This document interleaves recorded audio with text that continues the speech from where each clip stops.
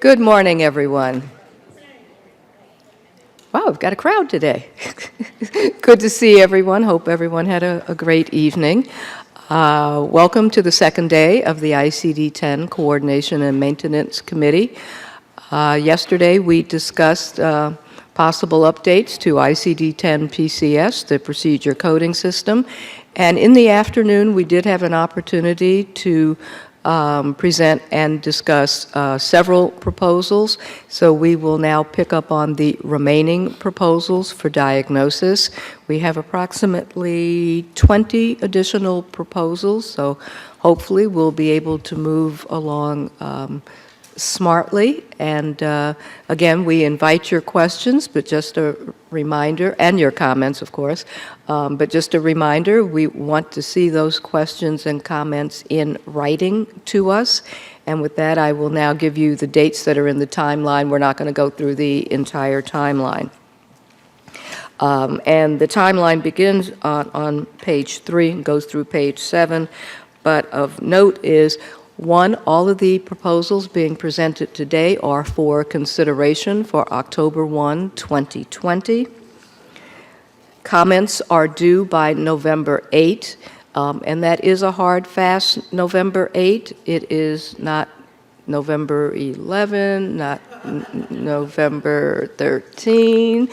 Again, hard, fast. And again, we would encourage you, please, to get your comments in sooner than later.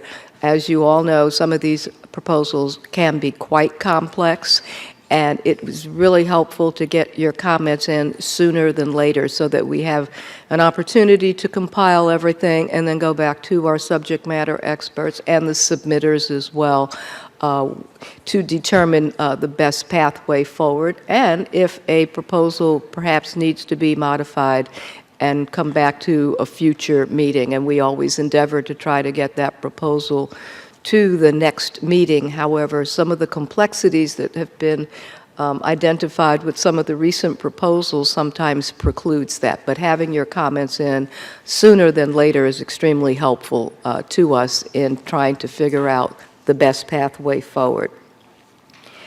I mentioned yesterday that new files will be going up. Encourage you to, if you have not done so already, to please sign up for our new listserv. That way you will be notified when any new materials are posted. That would also include any files that are posted subsequent to this C&M meeting. And again, for those who are concerned about the information that is contained in the PowerPoint presentations, we will be working to get those up as soon as we make sure that they are meeting compliance requirements for us to post those presentations. For those who are possibly here for the first time and thinking about submitting a proposal for an upcoming Coordination and Maintenance Committee meeting, your deadline for getting those proposals in is December 6th. And also information for people who may not have submitted a proposal previously and may not be familiar with the process. We encourage you to reach out to our office. Staff are there to be able to assist you with questions. Sometimes I know there are questions about what's in scope, what's out of scope, and on our website when it says consistent with structure and convention, some may not understand that. So again, we're here to help you with your proposal, and that's really helpful, I think, both for from our perspective and for the submitter in making sure that the proposal that is submitted is as clean as possible, and we don't miss a target date for consideration for a proposal coming to the next meeting in case additional work is required. So again, proposals for consideration for the March meeting is December 6th. Just as a note, since I do get reminded of it, and we forgot to mention it yesterday, there is no picture taking or videoing while you're here in the auditorium or elsewhere within the CMS premises. For the proposals, I will note in part 1 of your handout on page 47, The proposal for macular hole has been withdrawn, so there will not be a discussion on that topic. But again, it was withdrawn after we had already posted the materials for this meeting. I will now very happily turn the podium over to Cheryl Bullock, who will introduce the next several topics. And Cheryl, turning it over to you. Good morning, everyone. The first series of proposals that we have are going to be presented that have been submitted by the American Academy of Pediatrics. So our first topic will be sickle cell disease, and I'm happy to present. Dr. Lenzer will do the clinical portions of the presentation, and then I will, of course, follow up with the coding aspects. Dr. Lenzer?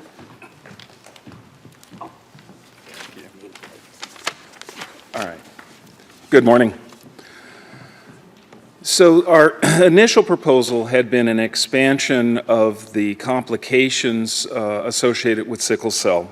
And since that needed to be brought back, we thought we would take advantage for an additional expansion. Some of you may have institutional memory that among the first things that the Academy proposed when we became more involved with this process was an expansion of the sickle cell codes, because initially the only way you could identify a patient with sickle cell with crisis was for SS disease, and you were unable to track any other type of sickle cell patient who presented with crisis. So we were able to expand the codes. We now want to continue to expand the codes for sickle thalassemia. Why is this important? Because there are two different types of sickle cell thalassemia, and they both present differently and require different types of resources. Sickle cell beta plus and sickle cell beta 0 are very different. Sickle cell beta 0 is much more similar to SS disease, where sickle cell beta plus is much more similar to SC disease. So we feel that it's important to be able to track these variants in the same way that we had initially proposed to track different types of sickle crisis from SS disease. We've incorporated the expansion of the complications to include the sickle beta 0 and sickle beta thal, so that they mimic our previous proposal.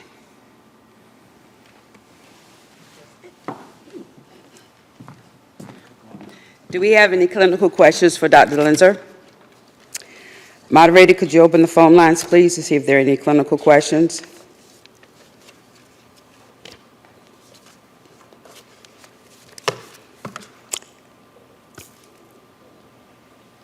Okay, not hearing any.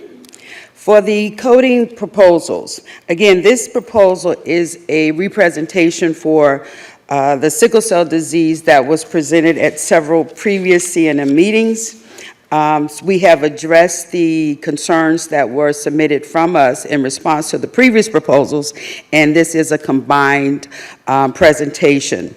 So in this topic can be found in part 2 of the topic package for those that are following along on page 48. So I'm just going to give a general overview of what was presented before, and you will notice in your topic packet that which is bold includes the newer combined with the sickle cell disease, including the expansion of sickle cell thalassemia that Dr. Lenzer previously discussed. So a lot of the concerns that was raised before at the previous presentation was mostly addressing instructional notes. So we hope that we've addressed all of those concerns. So as a general overview for the D57 sickle cell disorders, you'll notice that there's a revision at the inclusion term of D57-0, HB sickle cell with crisis, with a revision of the inclusion term of NOS, sickle cell, deletion of NOS with crisis. At D5700, HB sickle cell disease with crisis unspecified, again, additional inclusion terms have been added, which are pretty consistent throughout the pattern with sickle cell disease. There's a clarification under D5703, HB sickle cell disease with cerebral vascular involvement, with an instructional note of code also cerebral infarction. We've clarified again the instructional note at D57.09, HB sickle cell disease with crisis with other specified complication. Again, a use additional code to identify the complication such as cholelithiasis or priapism. Continuing on at D57.213, sickle cell HBC disease with cerebral vascular involvement. That is a new code with an instructional note also of code also, if applicable, the cerebral infarction. Again, the instructional notes that it specify use additional code to identify any complications such as the cholelithiasis and priapism. At code D57.219, sickle cell HBC disease with crisis unspecified, there was an inclusion term of sickle cell HBC disease with vaso-occlusive pain, NOS.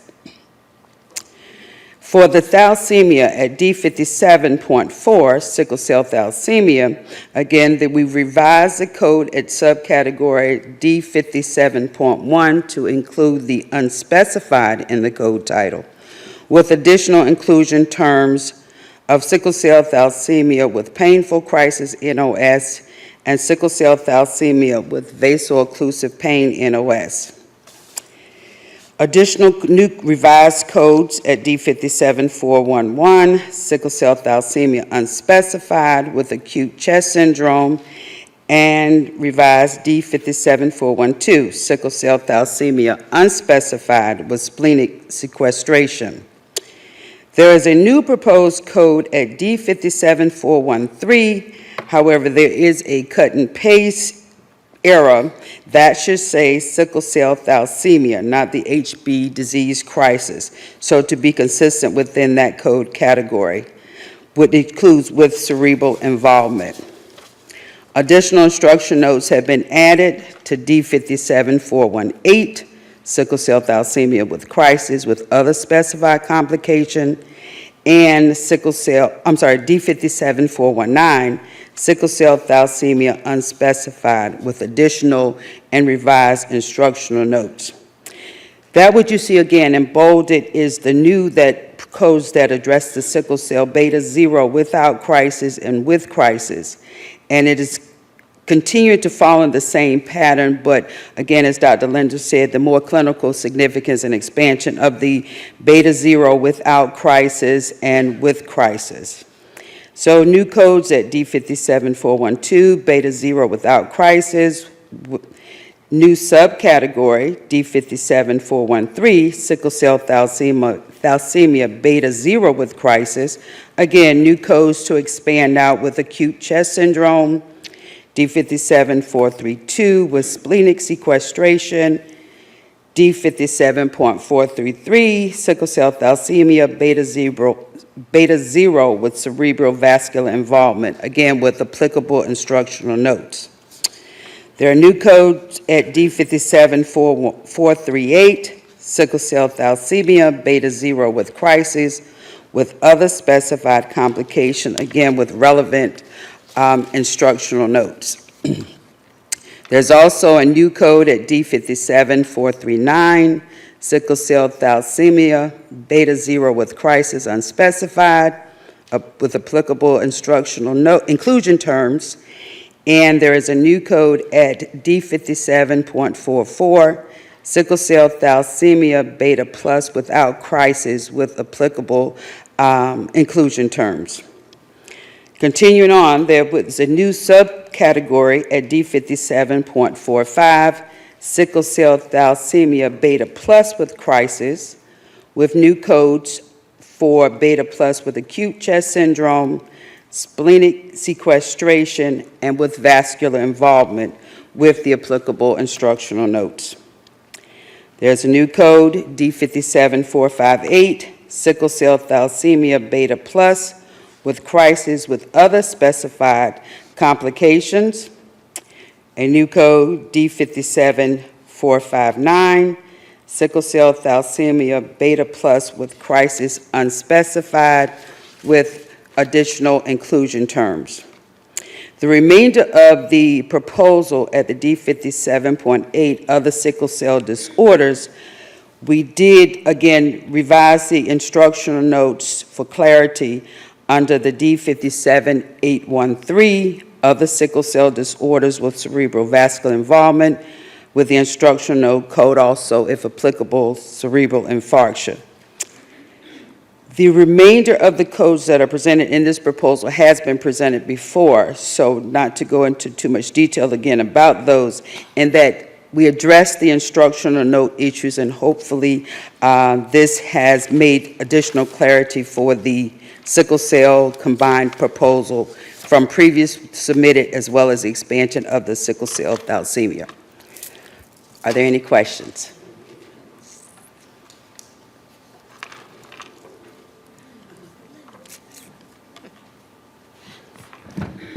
Lynn King, King Consulting.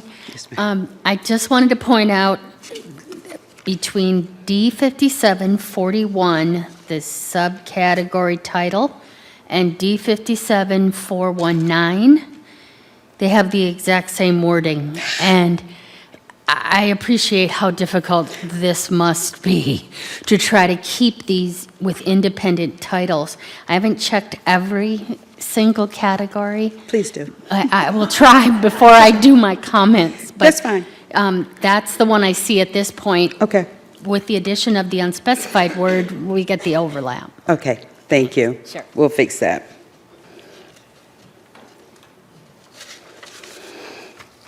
Nellie Leon, GCN American Hospital Association. This is a tiny, Okay. teeny tiny Tiny works. question. So for the codes that say without crisis, so like D57.44 underneath in the inclusion terms, you get sickle cell, and I guess you're trying to show that the symbol beta plus or beta 0 Yes, ma'am. is Acceptable. acceptable. So wouldn't you use the same under with crisis? So if someone doesn't understand or doesn't know how to read these symbols and they end up with crisis, they could use that additional help just like the ones without crisis. So maybe Okay. put it in both, because if the intent was also to show Okay. the So I to don't know, the repeat Greek that. letter, Okay. repeat that. Yes, Yeah. ma'am. Thank you. Repeat it or take it off. I mean, I don't know how it's documented in the record. Okay. But I think that, because at first I was trying to read it, I'm thinking like, what is that little symbol? And I had to take off my glasses. Okay. And then I realized that's the Greek letter. Okay. Thank you. Any other comments or questions? Moderator, could you open the phone lines, please? Phone lines are now open. Are there any questions on the phone lines?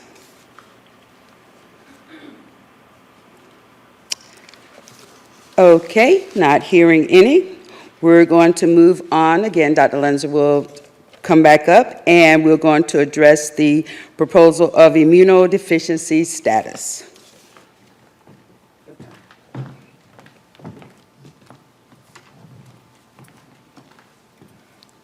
We addressed your comments and tried to fix the proposal. Really? This is, from the clinician's perspective, is a very important part of the documentation to be able to indicate why the patient has immunodeficiency or is immune compromised.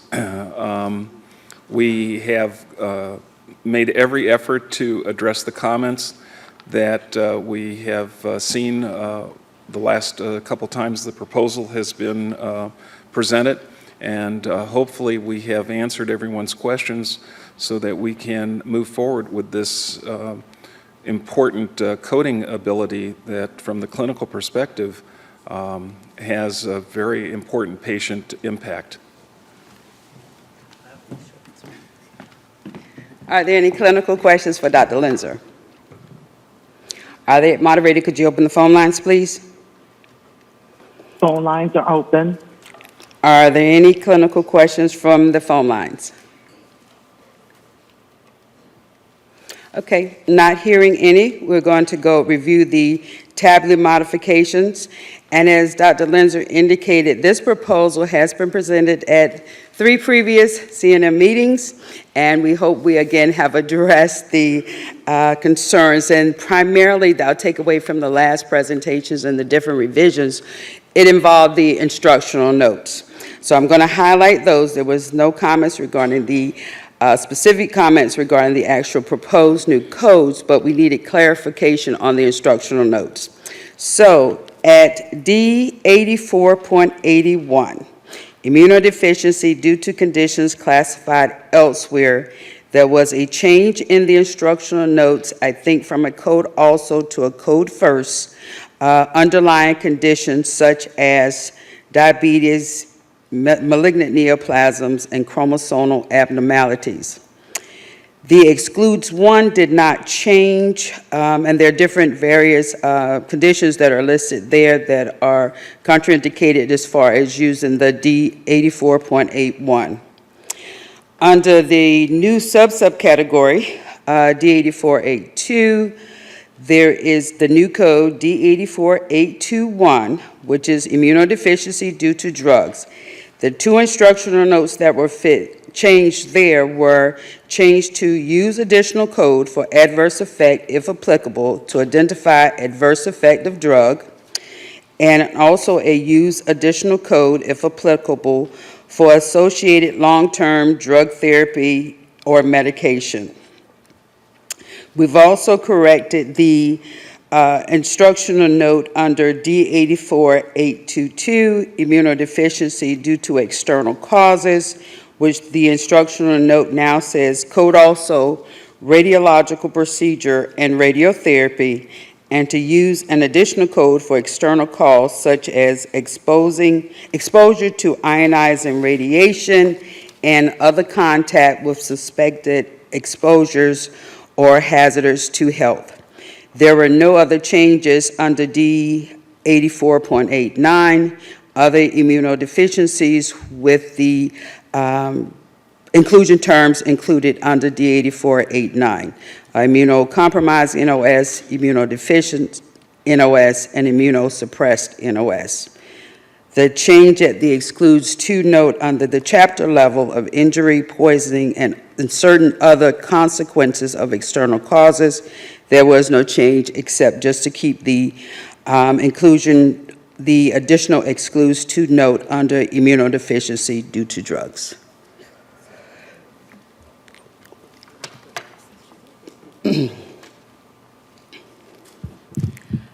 Sue Bowman from AHEMA. I was just wondering why the word causes from D 84.82 is struck out, because it doesn't make any sense without it, and it's still in the code that's under that subcategory.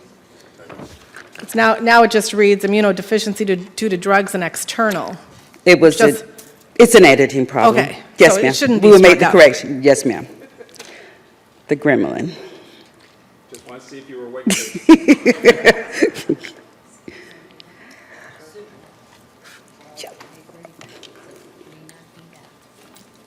Jean Yoder, Leidos, supporting Defense Health Agency and supporting Jeff.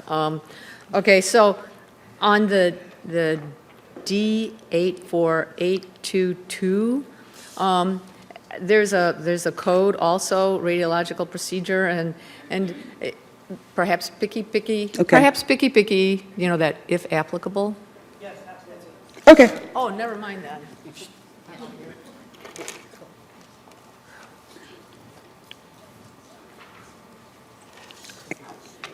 Any other questions or comments from the floor?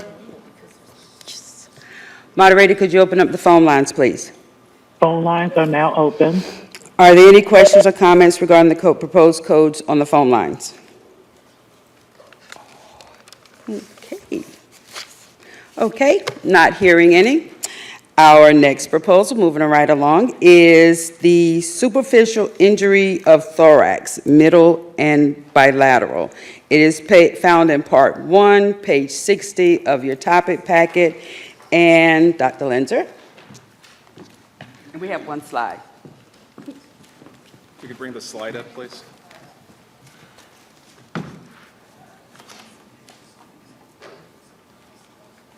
Okay.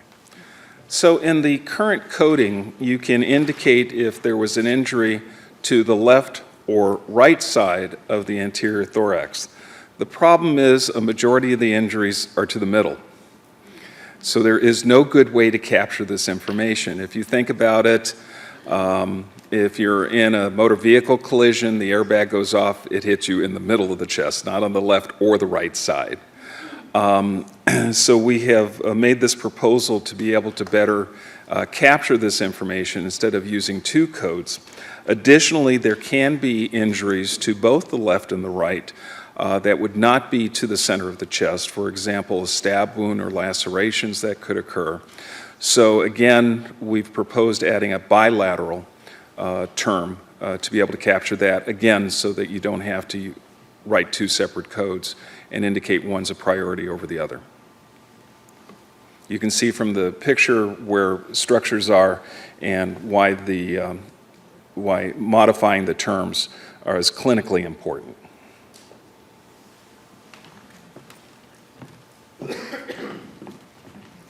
Are there any clinical questions for Dr. Linzer? Moderator, could you open up the phone lines, please? Phone lines are now open. Are there any clinical questions from the phone lines? Okay, not hearing any. Again, the proposed tab, the modifications are found in Part 1, page 60. In summary, this proposal basically is expanding the anatomical locations for bilateral and middle to category S20, superficial injury of thorax.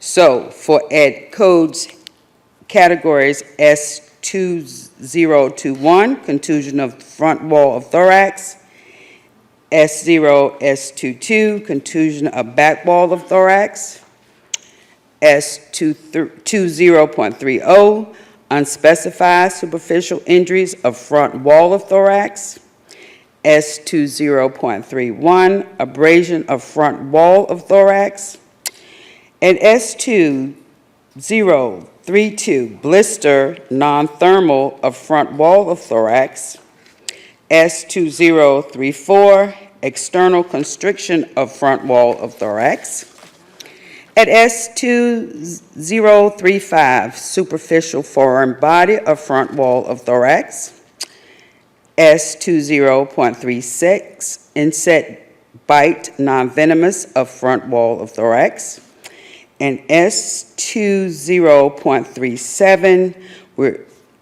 other superficial bite of front wall of thorax, each of which are having proposed two new codes to indicate bilateral and middle as requested from the American Academy of Pediatrics. Yes, ma'am. Jean Yoder, Leidos Supporting Defense Health Agency. On the S20303 new code, there's an S on walls, and it's not there anyplace else. Okay.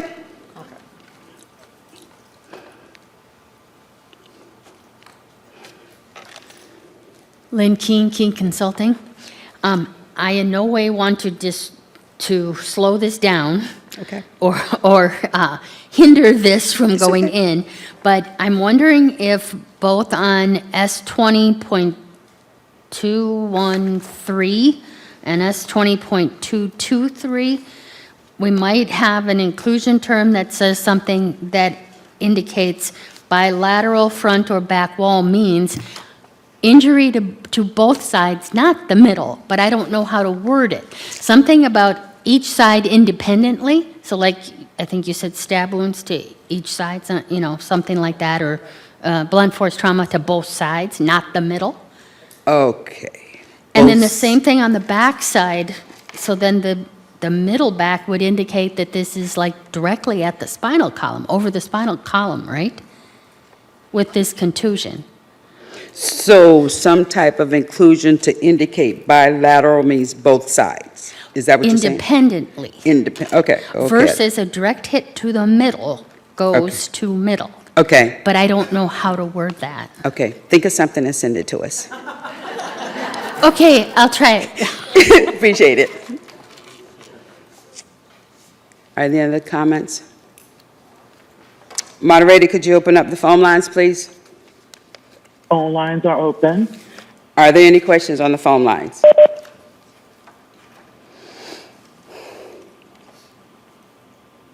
Not hearing any. We're going to next move to additional proposal from the Academy. This one is pertaining to problems related to upbringing. It is found in Part 1, page 53 of your topic packets. What is this? Thank you. Okay. All right, this proposal is expanding the current problems with upbringing codes to better capture some of the family dynamics that we're seeing nowadays. So, for example, a child may be in the custody of a non-parental guardian. The child may be having problems with a step-parent. The child could be a runaway, which is different, of course, than being homeless. And all of these issues will affect the resources that are required to manage the patient.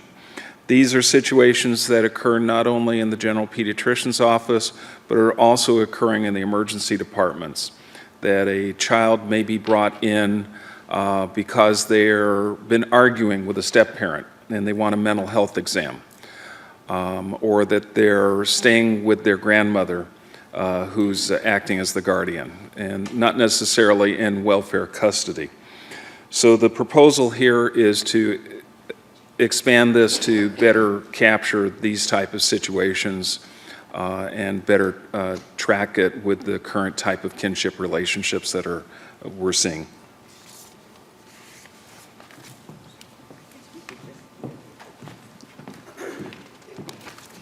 Any clinical questions for Dr. Linzer? Moderator, could you open up the phone lines, please? Phone lines are open. Are there any questions or comments regarding this proposal on the phone lines?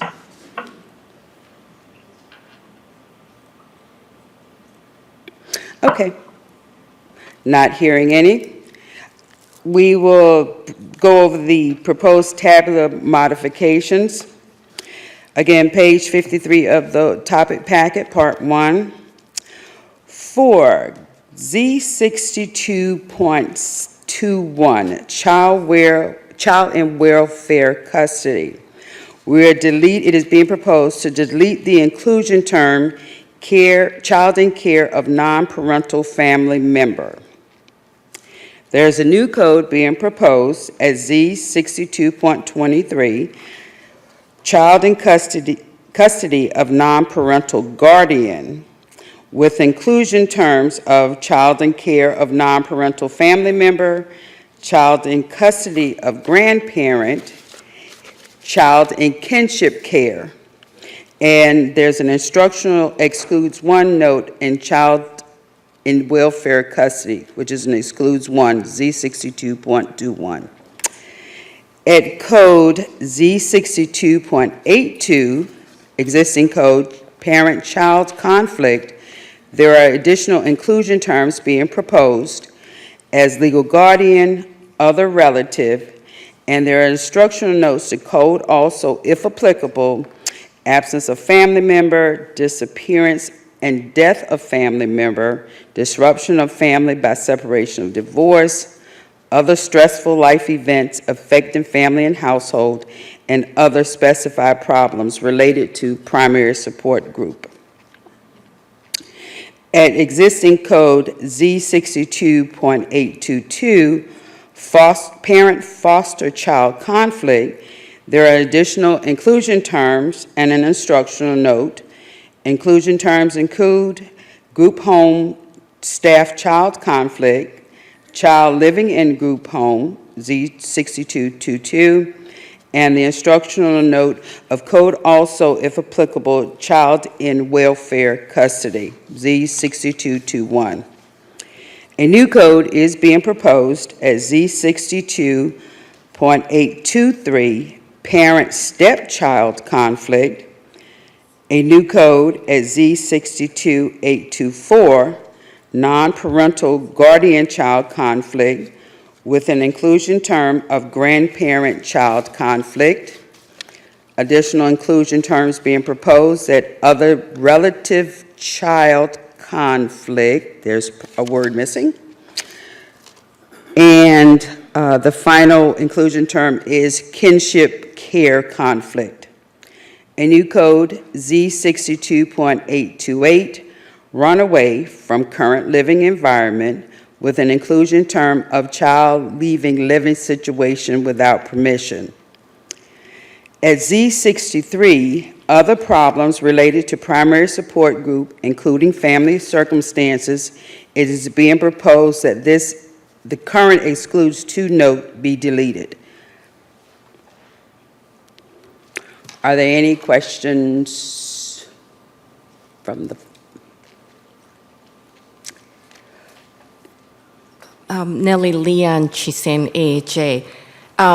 What you just said about the current excludes to note, as I'm looking at the screen, the last two lines at the bottom, those two lines should be struck out? Is that what you're proposing? Yes, ma'am. Delete the whole note? Okay. As because is the entire note. Okay, because it says delete and it's usually shown as strike through, and so I didn't know what part you were deleting, but all of it then. All of the excludes to. We'll correct it, no problem. Okay. If it's supported. Why? Why we want to do the excludes for? I mean, isn't that where they belong anyway? I mean, I'm sorry, what's the question, Nellie? okay, so the proposal is to completely delete those last two lines under excludes to? Three? We It's wanted all to of them? do Is that it what you're saying? Because I'm not delete sure all of I these understand as then on excludes that to. I can look at the original. third one. I'm not sure that was in the initial proposal. We could double check, We'll have to double check that. but there was a change. Okay. And then you'll correct it in a new posting, so we'll know what you're proposing to delete, whether it's just the number 2 or the entire, all 3 lines? Right. Yes. Okay, all right. Will do. Because I was trying to make sense out of it, and I was Okay. going Yeah. like, I had enough coffee this morning. Stay put. Hi, June Yes, Bronner, IMO. I have a quick question around the proposed new code Z62.23. Is that code intended to represent a status of the child versus an example of the Z6282 where there's a conflict? Because, or should those codes be used together, or maybe just a little more instructions around if one versus the other? Because, a child could be in the care of a guardian and not have a conflict, or they could Right. be in the care of the guardian and have a conflict that Oh, is listed in the codes. It's more of like the- a status. So it's more like a status Yes, of it's that. not, because we looked at that, and that we were trying to identify where the conflict was. Yeah. But the other category of codes actually deal with conflict, so it's more or less trying to represent those different dynamics that are needed sometimes does create problems for access care, that status exists for the child and Yeah, the guardian. makes sense. So we need some more instructional notes. Maybe to see if you want one or both of those codes assigned, if there is a conflict and the status, maybe whether there's a preference of just one or two, so Okay. around that. Okay. Jean Yoder, Lido Supporting Defense Health Agency. There's a code Z62822, parent foster child conflict. Yes. And then the second one under that, child living in group home, and then I've got a Z6222. And I'm not sure what I'm supposed to be doing with that, because if that's actually a code, is that supposed to be under a code also, or a don't code this little sucker? Or I don't know what that is. Okay, I'll clarify. I have to look at go back and look at the original intent. It looks like it would be an instructional note, but we'll see. We'll check. Lynn Yes. Keene, Keene Consulting. Back to June Bronnert's question. That whole Z62.2 upbringing away from parents, what's there now, we use that as status codes. Okay. So maybe the instructional note actually belongs under Z62.2 for 21, 22, 23, and 29 as statuses. Okay. Okay, thank you. That's a good suggestion. Thank you. Donna Rogahima. Also dovetailing off of June's question, Z62828 runaway, is that the patient is currently a runaway when they're being seen, or is it a status so that they've been a runaway? I assume it's a current? Yes. Okay. Yes. And maybe an includes could be added current or something to that effect. I'm not sure again of the wording, but just so it's clear. Maybe it's just me reading it, but. Okay. So as it says now, run away from current living environment, that should be more of an inclusion term, is what you're suggesting? Because it's in the code title right now. Maybe it's okay. I just wanted to make sure that you didn't mean it as a history or status. Okay. Thank you. Okay.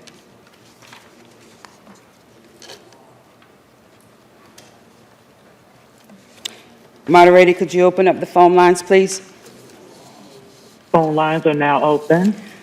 Are there any questions or comments for the proposal problems related to upbringing? Okay, not hearing any.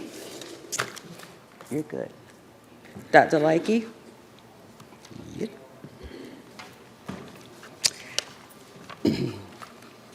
Thanks,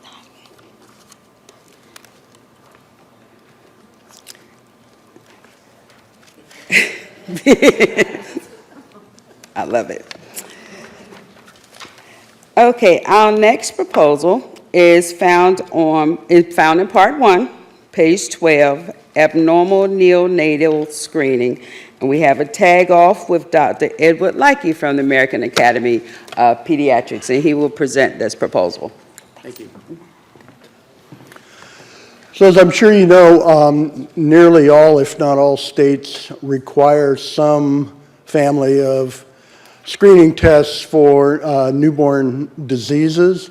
Unfortunately, there's not uniformity among the states as to exactly what is included in their screens, but in general, they fall within the broad categories that are outlined in this proposal. One of the characteristics of a good screening test is a high degree of sensitivity to the disease, and that necessarily results in a significant number of false positives. Each of these false positives then requires an encounter to rule out the actual disease. These encounters often require referral either to a specialist or a secondary institution. One example might be an infant who's born in a rural hospital and fails a screen for congenital heart disease. These infants require fairly urgent referral to a center where a pediatric echocardiogram can be done to definitively rule in or rule out the presence of the congenital heart disease. So the reason for the encounter at the referral hospital would be a failed critical newborn cardiac disease exam. Furthermore, these tests are more and more being used from a public health standpoint as quality assurance metrics.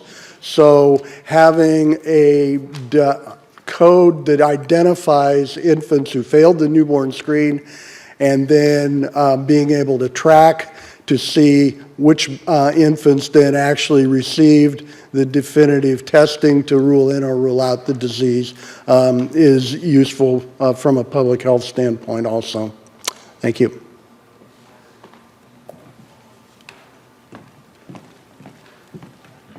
Do we have any questions for Dr. Likey?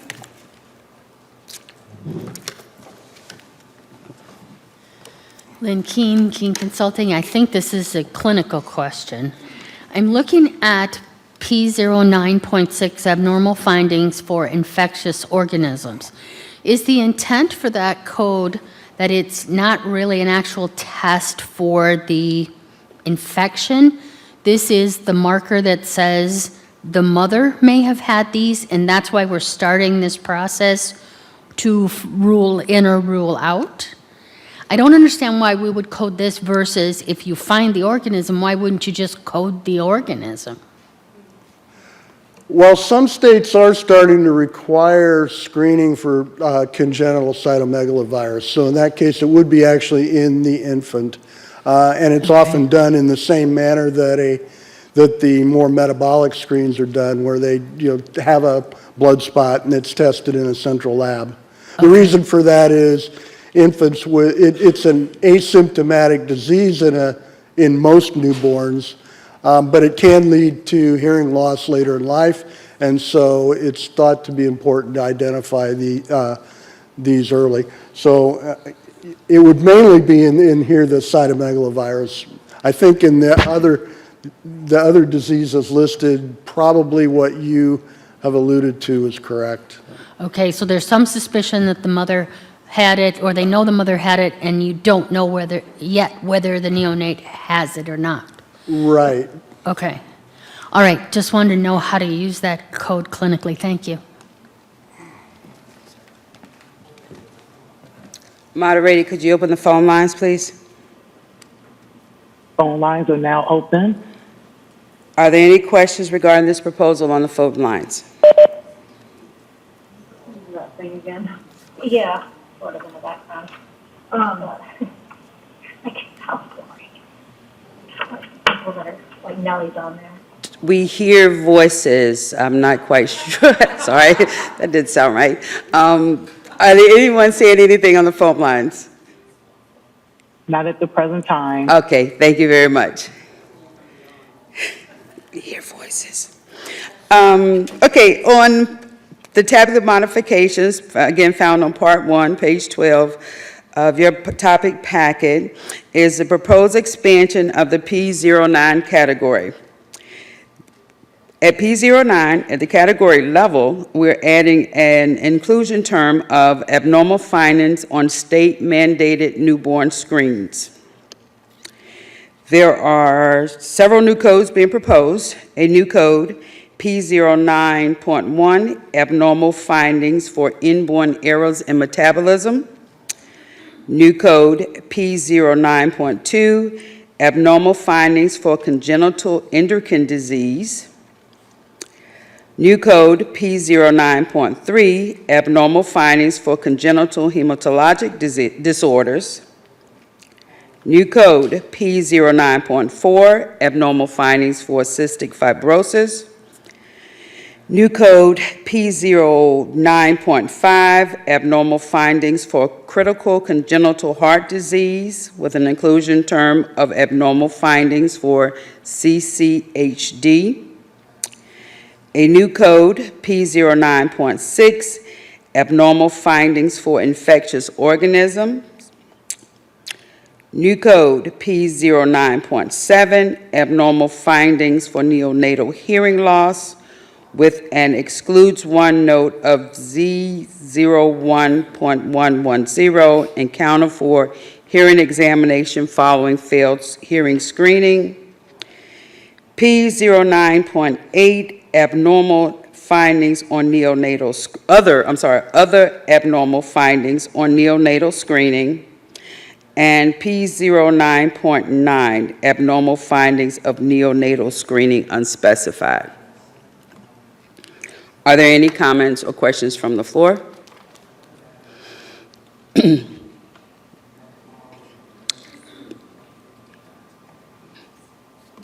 Donna Rogahima, along with the lines what Lynn brought up about P09.6, my concern is, and this is maybe a combination clinical coding question, but the use additional code note at the top of the category to identify signs, symptoms, and conditions associated with the screening. If a screening is performed, say for cystic fibrosis, would a diagnosis then be made by the provider that the neonate has cystic fibrosis, in which case you would code that and not the P09.4, but the use additional code makes me think the coder would assign both.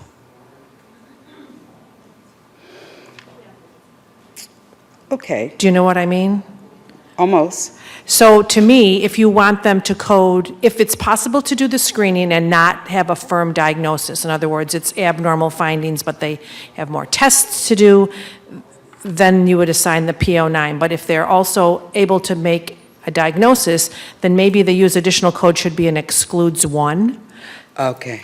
instead. Okay. So Okay, that, but when we have something definitive, you don't want No. the code also? No? right. Okay. Does that make sense? Yes. Okay. Right. Correct. Okay. We'll clarify the instructional note. Moderator, could you open up the phone lines, please? Oh, not yet. Okay, yes, ma'am.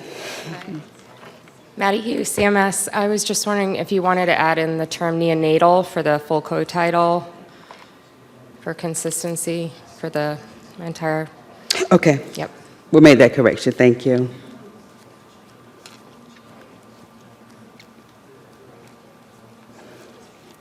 Okay, moderator, could you open up the phone lines, please? Phone lines are now open. Are there any questions or comments regarding this proposal on the phone lines? Okay, not hearing any. We're moving to the final AAP proposal on pediatric feeding disorders. Thank you, Dr. Likey. And we have another tag team. We have Dr. James Phelan from the University Health System, University Medicine Associates, and he's also the executive chairman for the Feeding Matters, which contributed to this proposal as well. So, Dr. Phelan.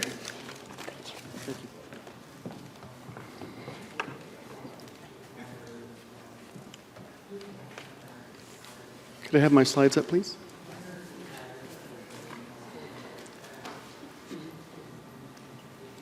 I just have a quick PowerPoint presentation for you.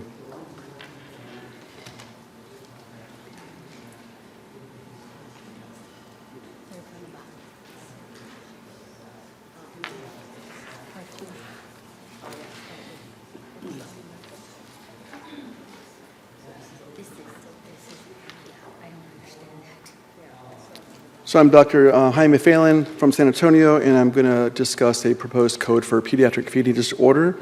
I do have, do I advance the slides?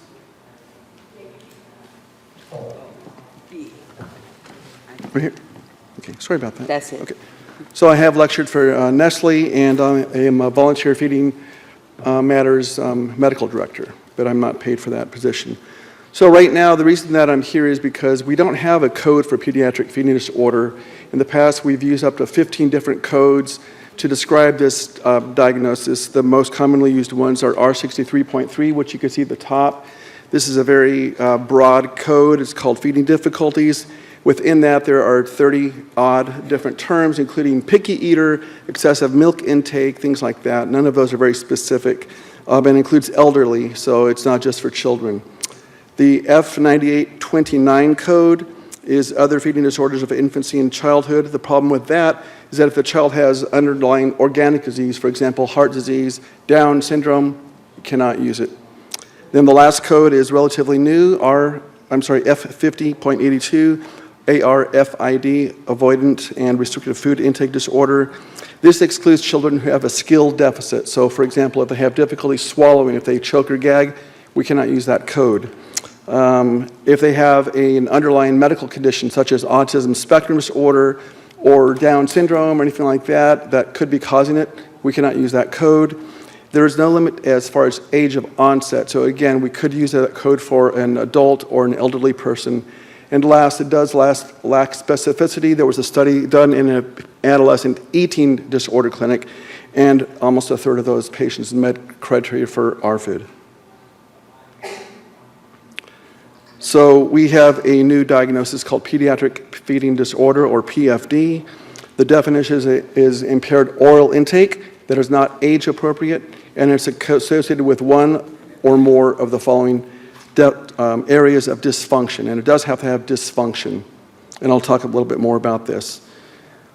We published this in the JPGN in January of 2019, earlier this year. We had 15 authors from 5 different backgrounds, including occupational therapy, speech-language pathology, pediatric gastroenterology, nutrition, developmental pediatrics, and child psychology. So the proposed criteria for pediatric feeding disorder under A is a disturbance in oral intake of nutrients, inappropriate for age, lasting at least 2 weeks. We made it 2 weeks because we don't want it to be something that's just a couple of days. You have to have one of the following. The first two are on the screen here. So medical dysfunction would be something to do with the heart or the lungs, some kind of aspiration or recurrent pneumonia. Number 2 would be nutritional dysfunction. That would include things like malnutrition, lacking a certain nutrient. So this could be a child who has severe anemia because they don't eat enough iron-rich foods, or reliance on supplements. This is something that's often overlooked. So a child who is dependent on a toddler formula, any child who has a gastrostomy tube.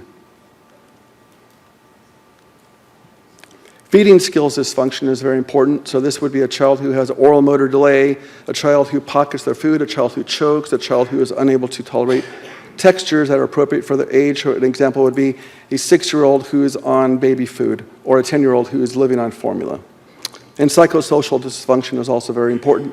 We heard earlier about child-parent conflict. This is very real. So this could be a parent who's force-feeding their child, a parent who's punishing their child, a parent who's using inappropriate methods to feed the child, or any child that requires any kind of modified feeding approach.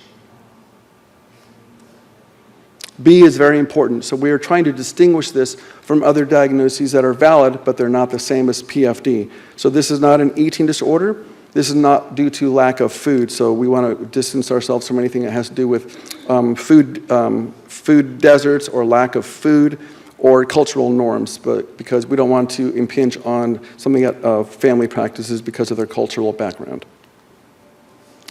So the pediatric feeding disorder, or PFD, is at the crossroads of these 4 different areas. A child could have an impaired function in any of the 4 areas. It's not one or the other, it's any of the above.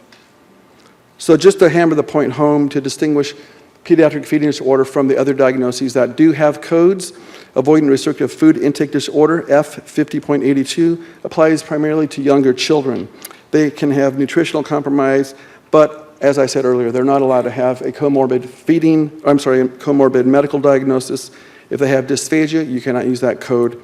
And then if you look to your right under eating disorders, I took an example of anorexia nervosa, F50.0. This applies primarily to adolescents and adults. So we cannot apply this to younger children. And this has to do with body image. This is a mental health or a psychiatric diagnosis. So pediatric feeding disorder has existed. It's not been recognized. And so if you go down the middle, this covers birth to age 18. It includes the nutritional compromise from the ARFID, the medical diagnoses that's missing from both categories, dysphagia, and then again, we're distancing ourselves from eating disorder because there's so much confusion between the two. So again, why am I here? Because we don't have a code. So these children get labeled with a lot of different things. They're not recognized. They don't get referred. Many times they're diagnosed as having an eating disorder. They're diagnosed as being a picky eater. Studies have shown that 30 to 40% of the general population, including people in this room, are picky eaters, so it's not helpful. Feeding difficulties. So then they cannot get sent to a multidisciplinary team for evaluation. They cannot get much needed feeding therapy, which is not recognized. And for research purposes, we don't have a target audience. So we have research occurring in stovepipes. We don't have a unifying approach. And unfortunately, there's no reimbursement. So things that we see in the medical records, things that you'll see in the charts to code for, medical, terms like gastroesophageal reflux disease or GERD, chronic constipation or encopresis, aspiration pneumonitis, recurrent pneumonitis. A relatively new term in the last 10 or 15 years is eosinophilic esophagitis. These are common medical problems that are associated with PFD. Nutritional, this could be a self-restricted diet, a child who's eating 2 foods, period. Weight faltering, the other term for that is failure to thrive. Malnutrition, reliance on a gastrostomy tube or a jejunostomy tube, enteral feeding, or a child who is dependent on supplemental formula. Under feeding skills, it could be oral motor delay, which I mentioned earlier, oropharyngeal dysphagia, modified food textures, or a child who is not feeding themselves. So again, it could be a 6-year-old who is relying on the parent to feed them. They're not feeding themselves. Last is going to be psychosocial. So food refusals, the child who's having severe temper tantrums with feeding, lack of interest, or parent-child conflict. Again, it goes back to the previous code. So how common is pediatric feeding disorder? A study that is being proposed, this article has not been published, but it was just submitted. We are seeing an increase in this over the last 5 or 10 years.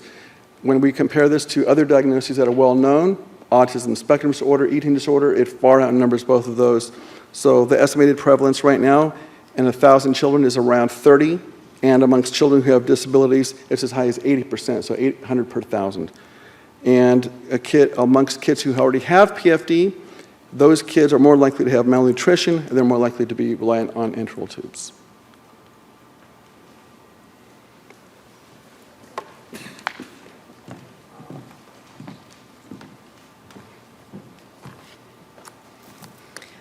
Hi, I'm Dr. Maureen Nash from Providence Elder Place. Everything that you defined could certainly be applicable in a geriatric population. So why would we only code this for pediatrics when it is equally applicable to geriatrics? The difference between children and adults is that children are not young adults, they're not small adults. Children go through developmental stages. So even though the definition requires that it's not age appropriate, there are developmental stages for children. If it's geriatric, it could be the result of, and I'm not a geriatrician, by the way, I would imagine it would be something that has to do with maybe having had a stroke, or they have Alzheimer's or some other neurological condition that's related to aging. That's not in our definition. Ours has to do with age appropriate. So that distinguishes it, and the cutoff is at 18. Well, I mean, it's not age appropriate for a geriatric person to have feeding problems either. So that we would have, if that were the case, then we would have included other conditions that could cause it, such as age-specific causes that were more related to adults.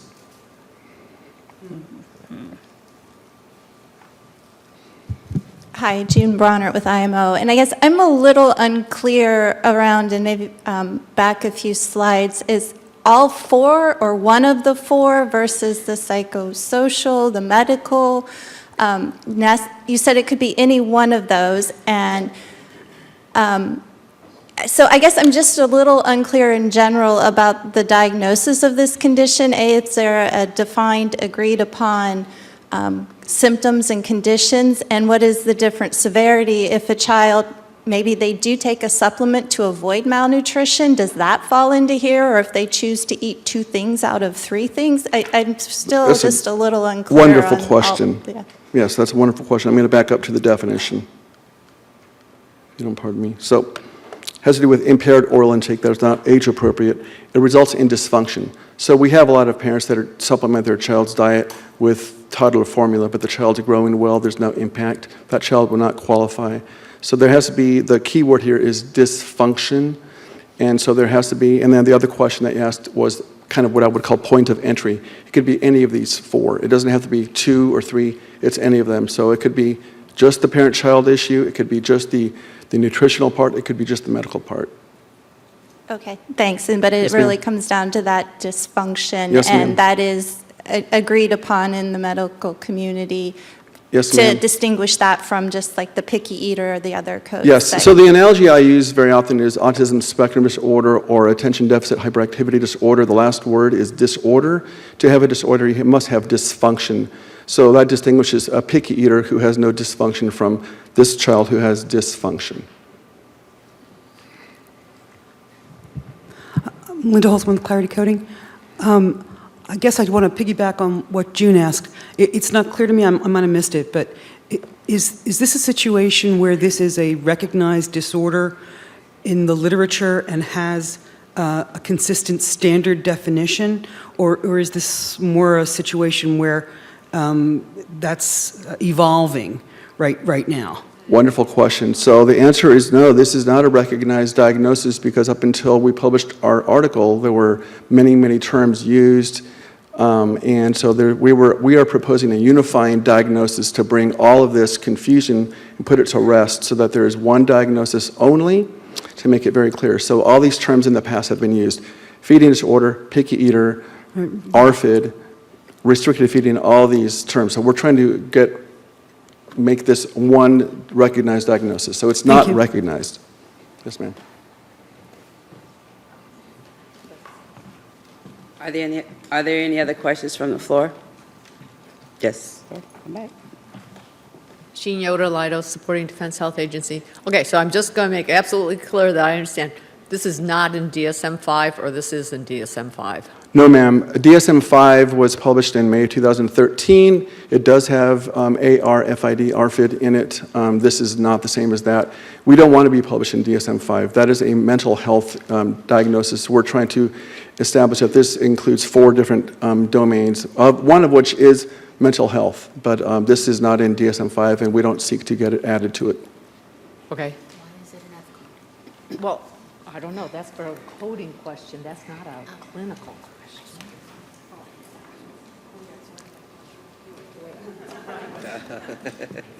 She's waiting.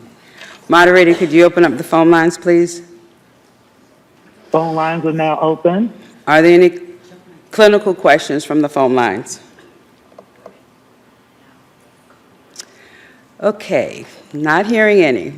There is one new proposed code that's being presented which again is found in your topic packet. The new code, F98.22, Pediatric Feeding Disorder. One correction, we did include the PFD in the code title, and of course that has to be removed. This proposal, again, is supported by the American Academy of Pediatrics, the Committee on Nutrition, and Section on Gastroenterology and Nutrition. And we did also run this past the American Psychiatric Association for consensus. And after several revisions, and this was decided to be the best clinical placement. Yes, it does fall in the F chapter, but this is based on the request from AAP, and we did review consensus papers as far as this disorder and definitions, et cetera. We didn't want it under the symptom chapter, the R code. We didn't want it under the anorexia and bulimia, so this was the best suggested placement at this time, pending input from all of our stakeholders. Yes, ma'am. Jean Yoder, Leidos, Supporting Defense Health Agency. I don't know how a gastrotomy tube could fall under a mental health issue unless there was some other mental health issue. I'm sorry, I didn't hear that. You don't know how? The feeding, the tube feedings, that's, putting a mental health code, and I'm sorry, but there's still mental health. Because, unless it's causing, I've already heard that there has to be a dysfunction, okay? But in order for the gastrotomy tube and a dysfunction, it would have to be a psychological dysfunction if it's going to be in the Fs. And there could be a medical dysfunction or a nutritional dysfunction. I don't know how you can put that in the Fs. Okay. We'll take that back to the APA as well.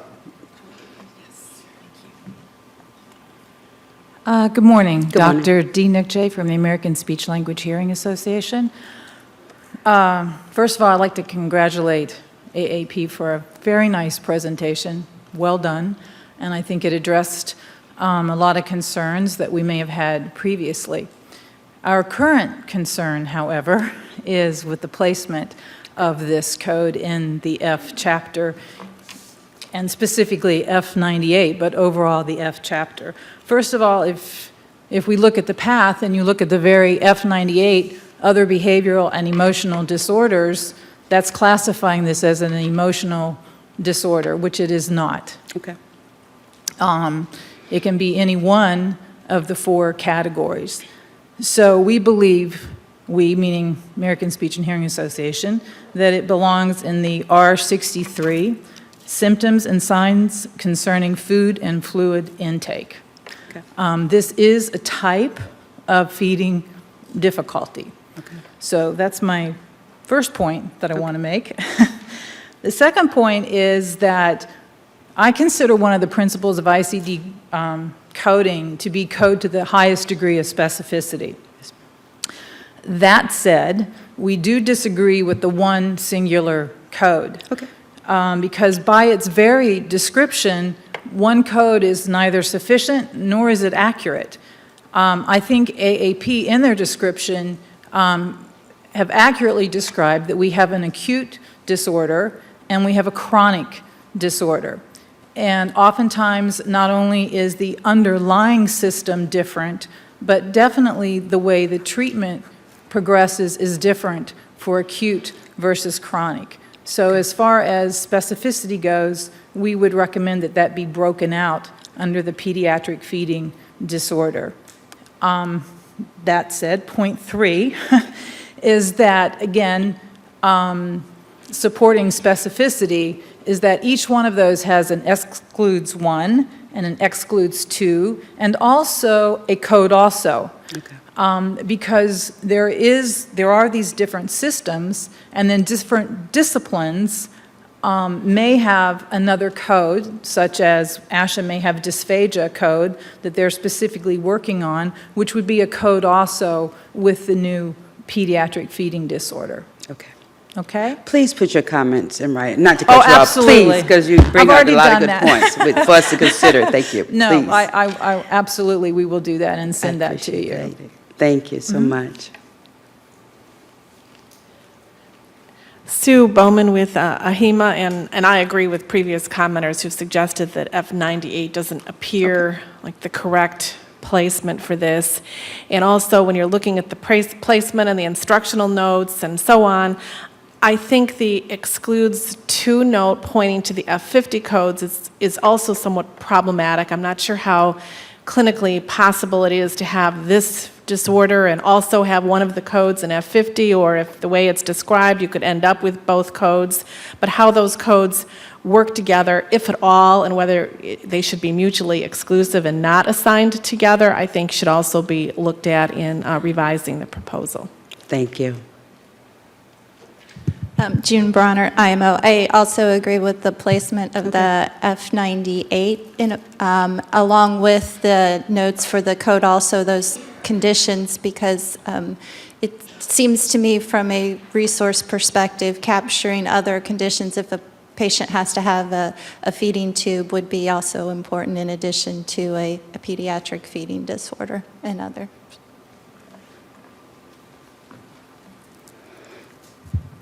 Nellie Leon, Chief St. American Hospital Association. I agree, based on the presentation, I would have not been thinking that this would be in the mental health section, especially when there are medical conditions that are part of the clinical criteria for making a diagnosis. And those conditions are pretty serious and have their own codes as well. So I think that as a coder, it would be helpful to have instructional notes to tell me that, yes, it's allowed to also code the malnutrition and, whatever else is part of how the diagnosis is made. Because, we have that guideline about signs and symptoms and, that are inherent to a condition. A coder is going to be like, well, malnutrition is not in a sign and symptom chapter, but it's part and parcel of making a diagnosis related to pediatric feeding disorder. Do I code just the one code, or do I code these other conditions? So I think that things that are very serious would be entirely left out of the clinical picture if we only had the single code for pediatric feeding disorder. So I'm not speaking against having a code, but needing multiple codes to satisfy the needs of identifying the acute versus the chronic situation. And it sounds like not every child is going to have the exact same clinical picture, even though they may share in the same diagnosis. Okay, thanks. Thank you. So what I'm hearing is that outside of the placement in the F chapter, there's not agreement that that's where it should be. And ironically enough, we looked at various options and placement, and So we will take this back and try to determine a more appropriate placement based on the input that we received right now. We appreciate that. Go ahead, Linda. Want to hear more? Sure, go for it. I just wanted to follow up or follow on with Nellie's comment. When we were going through the clinical slides, it indicated, for example, that GERD was characteristic of this, and I thought to myself, do I code GERD? Do I code pediatric feeding disorder? Do I code both? Okay. And the concern that I had was, especially if we wind up with a symptom code, as suggested, is talk about specificity. I'm coding GERD, not a symptom. Okay. So and I agree with Nellie. I'm not opposed to creating a new code for this. I'm just wondering about how we're going to do that and make it clear what you should code and what you shouldn't code and what you shouldn't code together. Okay, thank you. Lynn Keene and I agree with Linda. Having it as an R code, it seems like it goes there, but it's going to confuse how the whole condition gets coded if we put it there.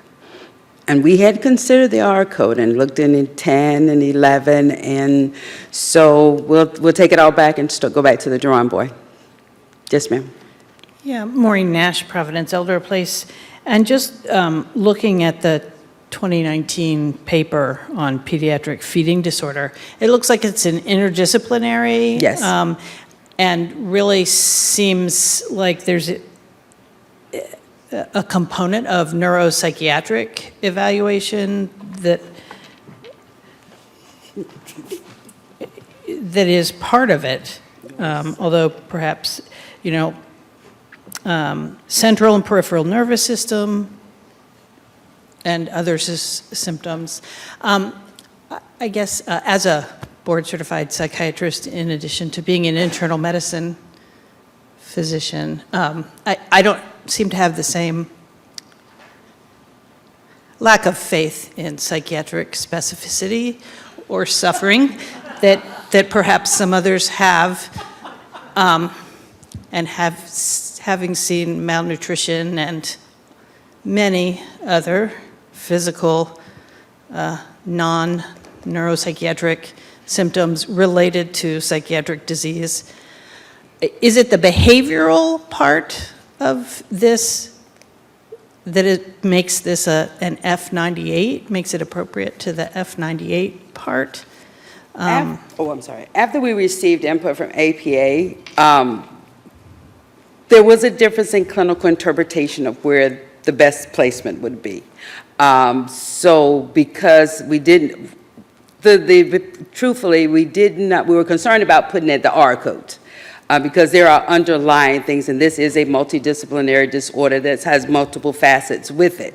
So we didn't want to put, and it was an option presented, so that we would be coding all these symptoms. So when we did receive conference from APA that because it's not your anorexias, it's not your bulimias, it didn't quite fit there, but because this category in the classification structure says behavior and emotional disorders, and it did have about there's a code there now that says other feeding disorders of infancy and early childhood. So because looking at all the literature, this, at that time, first go round was that this would have been the most appropriate placement, but I definitely appreciate direction as far as input on where, from the psychiatric aspect of it, if it truly and true not belongs there. We did have someone again to look at it and said clinically this is a conglomeration of all of these conditions, that it was where most of the feeding issue disorders are outside the symptom code. So Right, because this is clearly not just a symptom. This is so that was a syndrome. Trying to balance is what it appears based on. So I think if one were to use it, I think you definitely need more digits under 98.2. But further expansion on if it stays here. Yes. Okay. And along the lines of, I would think you would want a mild and severe, or as well as acute and chronic. I mean, because at least it sounds like it could be really either impairing my ability to learn or endangering my ability to live. Okay. And those really are quite different. Okay. And if they're defined clearly in the literature that way, because we always look to see if there is consensus for those type of, not definitions, but identifications of diagnostic criteria.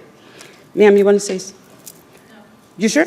You good? I was waiting to see if he was going to respond to that. You need him back? Sure.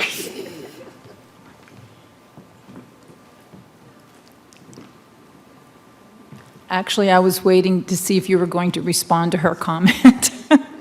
And since I'm sitting all the way over there in that corner, I was waiting back. I Yes, didn't want it so to come I'm back. happy to jump on that. So I'm actually going to talk briefly about the article that we published. Like I said, there were 15 of us. It was interdisciplinary.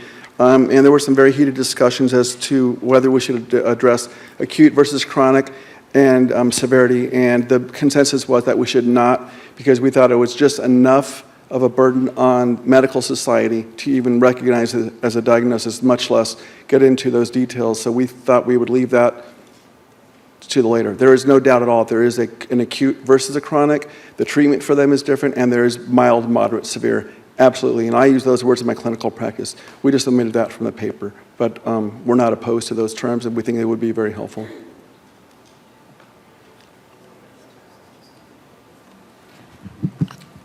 If I may, since there's this, Nellie Leon, she's saying, since there's this discussion about splitting out codes as mild, moderate, severe, those terms always make me nervous as a coder unless you have definitions or inclusion terms, because I don't know what they mean with specific conditions.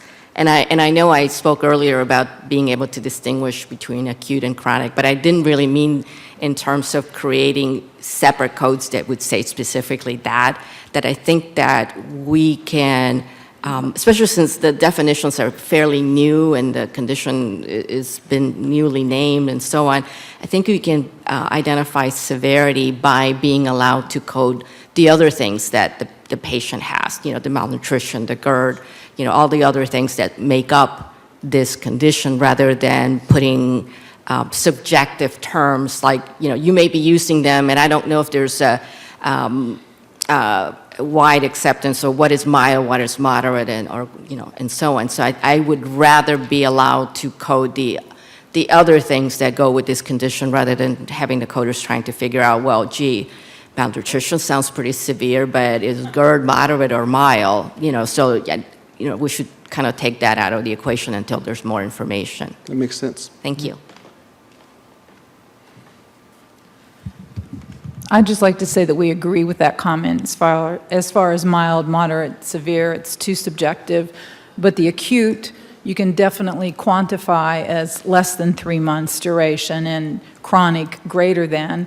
And as I repeated earlier, the treatment based on whether the condition is acute or chronic differs. So that that kind of supports breaking it into the acute and to the chronic. Great discussion, great input. Thank you so much. I think that's it for Team AAP for the moment. And now I'm going to turn the podium over to Tracy Moreras. Thank you.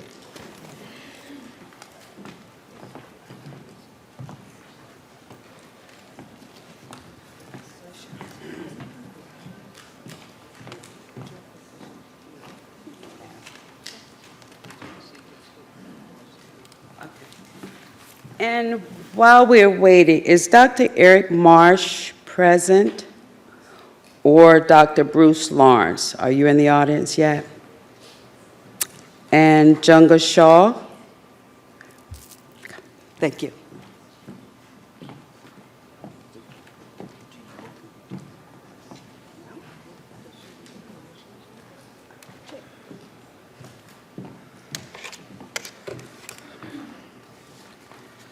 Good morning. Still morning. I would like to introduce, the next topic is fetal anomalies in topic packet part 1. I would like to introduce Dr. Fadi Basat from the American Academy of Obstetricians and Gynecologists, Society for Maternal Fetal Medicine, Associate Professor, University of Massachusetts, and Chief of Maternal Fetal Medicine at Bay State Medical Center. Please welcome Dr. Bassat. Thank you. And thank you everyone for the opportunity to present the proposed new ICD-10 for codes for fetal anomaly. It's nothing best than start with a mistake in the title. It's codes with an S. So I couldn't fix it, Russell. So where are we now? This is really what we have now as far as codes for congenital anomalies. It's a series of codes in the 035 series of code. And essentially we have, we have one code for all central nervous system malformations in the fetus, and another one for everything else, essentially. So the other codes for chromosomal abnormality, hereditary disease, damage from viral disease, from alcohol, drugs, is really refers to the etiology in a lot of cases.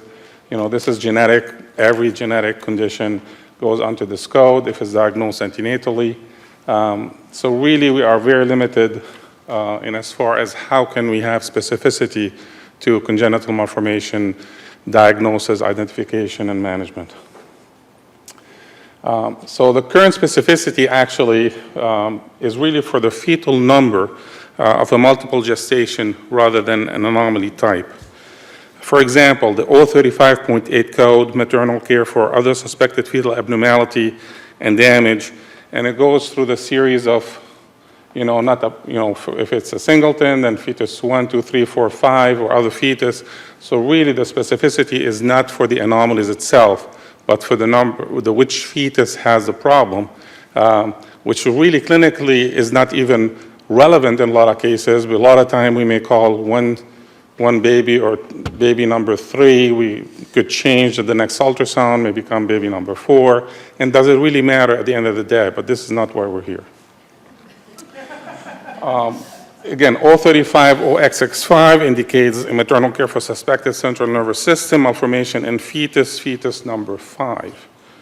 Having a quintuple pregnancy is extremely rare. I've been in practice for more than 20 years.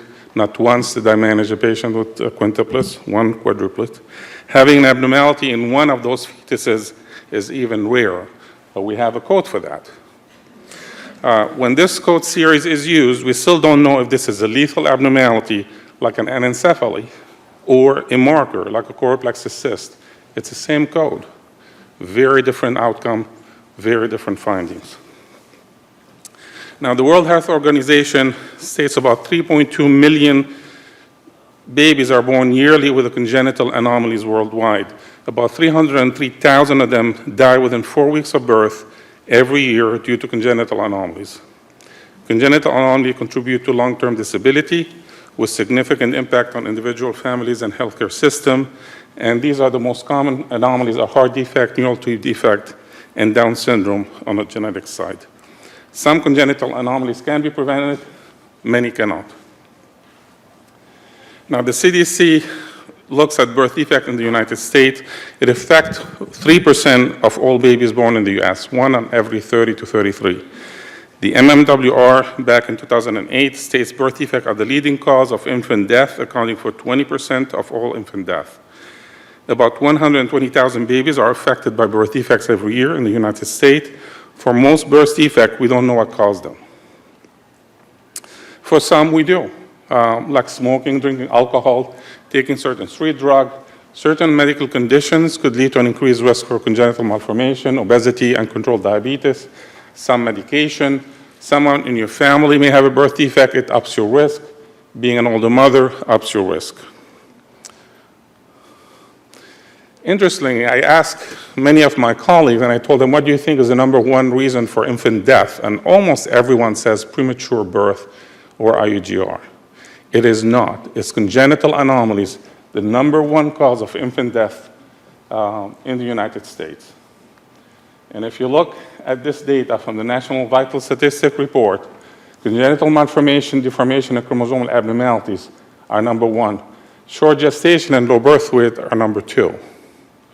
And everybody focuses on preterm labor, which we should, and IUGR, but the topic of congenital malformation is so vast, and we don't know exactly why in many of these situations, or which condition really causes these infant deaths. And it does vary between races. In the next two pictures, you can see vast difference and much more than preterm birth when looking at between races and comparing malformations to the risk of an infant dying from preterm birth or IGR. This is just a slide. The table was too big to put on one slide. So accurate and timely national estimates of the prevalence of birth defects are needed. We need more specificity. Why? Well, for monitoring trends, for assessing prevention efforts, determining service planning, where do we put the money, why things work in one place and don't work in another, understanding the burden of disease due to birth defect in the United States, and assessing disparities in care. Now, this is a map of the United States, and there are several states have their own independent way of figuring out prenatal diagnosis of different congenital abnormalities and connecting that to postnatal diagnosis. The states that you see in black have an active ascertainment, which means there is an actual abstractor who looked at every pregnancy, every malformation, follows up that pregnancy, and see what happens after birth. In my institution, my division pays for that abstractor. So even though Massachusetts, I live in Massachusetts, it mandates that all the hospitals have to do it. Obviously, there's no funding, so we do it internally. So we're lucky. We do it, and a number of states do that. Some states do a passive with follow-up, which means they just look at data. Again, those codes on CNS and other abnormalities. And some do a follow-up after birth. So, and a lot of states really don't look at all as far as what happened to congenital malformations. So the last data, this is an example, looking at data from 1999 to 2007, the National Birth Defect Prevention Network. They tracked 27 birth defects. There's state-specific surveying data from the map I showed before. And they did include live birth and stillbirth. And this is important because a lot of the malformations could lead to stillbirth. And if we're only looking at neonatal data, it goes completely unrecognized. Some patients may decide to do termination of pregnancy. Again, if we don't look at that data, we don't know the actual incidence of these different malformations. And they noticed elevated risk of spina bifida and trisomy 13, 18, and 21 in foreign-born mothers, but not in patients that were born in the United States. And there was a lower prevalence for pyloric stenosis, gastroschisis, and hypospadias. Again, using the current ICD-10 terminology, we don't know that. We have to dig in every chart, in every anomalies at a state level and a hospital level to do that. We can't do it nationally, which is unfortunate. So is there a harm without specificity? And the simple answer is yes. If only neonatal data is available and we don't have prenatal data, some patient may terminate the pregnancy, we don't know about that. We cannot find clusters of teratogenic risk.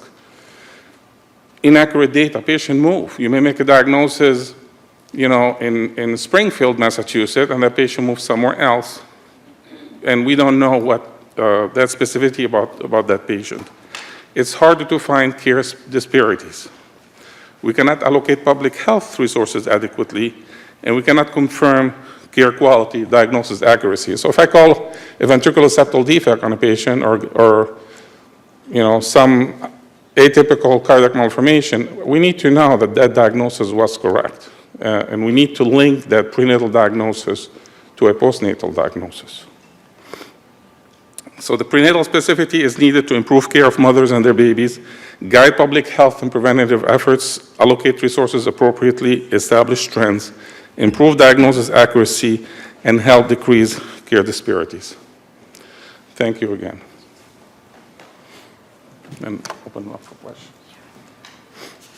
Are there any clinical questions from the audience?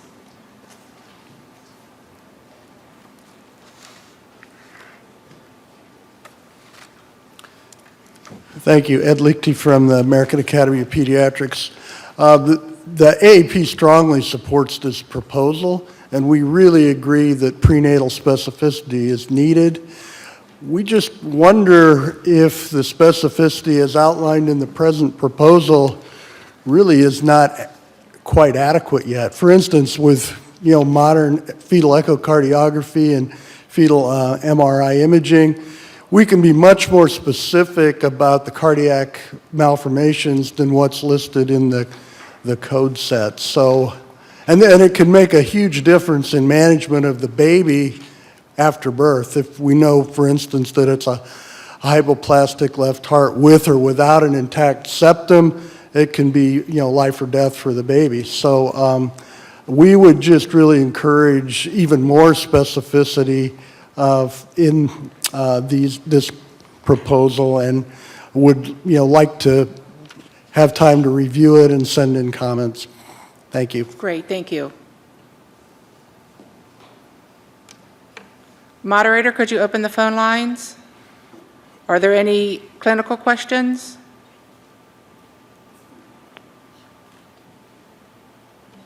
Okay, seeing as none, you may have a seat if you'd like. We're going to go into the coding. And not this particular, but a former presentation was done September of 2018, and of course, it was not supported, so that's why they are bringing this back today. And ACOG is requesting at 035.0. David, could you switch?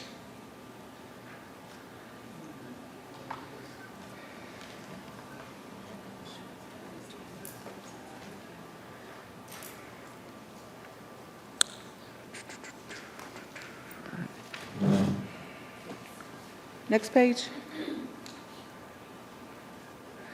At 035.0, we are proposing to delete the inclusion terms as they will become separate categories later on down in the proposal. As well as 03500, we are requesting to delete the current code of 035.0XXO and making the new code 03500XO for maternal care for suspected central nervous system malformation in fetus, agenesis of a corpus callosum not applicable or unspecified, as well as new code for 035.00X1 for fetus 1, 00X2 for fetus 2. Even though the 2 is a little over, we'll move it over. 00X3 for fetus 3, and 00X4 for fetus 4. New code for at 03500X5 for fetus 5, and 00X9 for other fetus. And at 03501, maternal care for suspected central nervous system malformation in fetus anencephaly. ACOG is requesting new codes for unspecified fetus 1, 2, 3, and so on. I'm not going to read each one individually.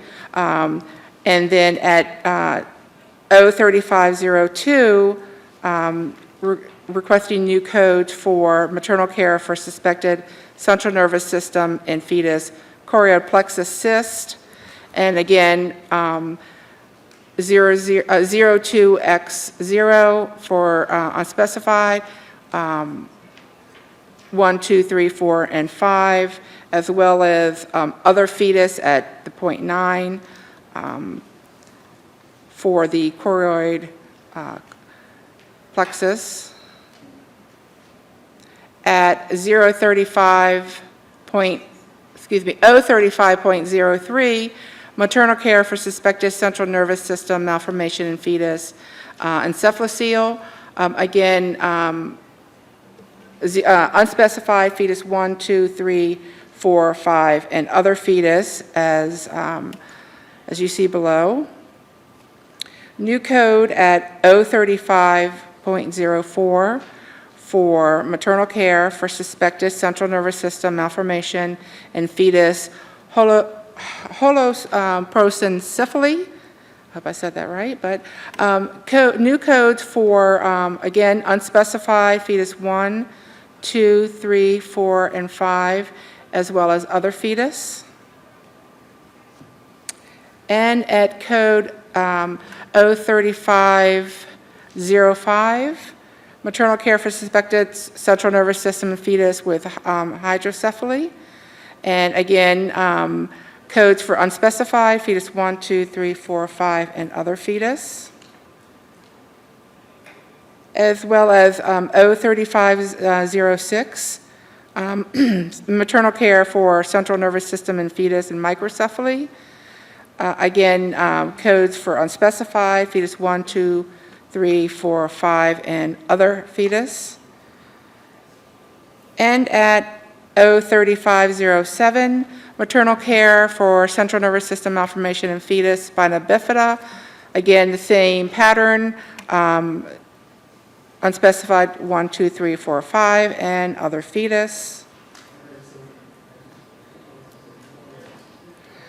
And at 03508, maternal care for central nervous system malformation in fetus of other central nervous system malformation.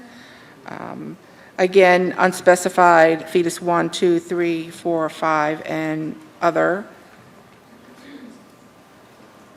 And at 035.1, maternal care for suspected chromosomal abnormality in fetus.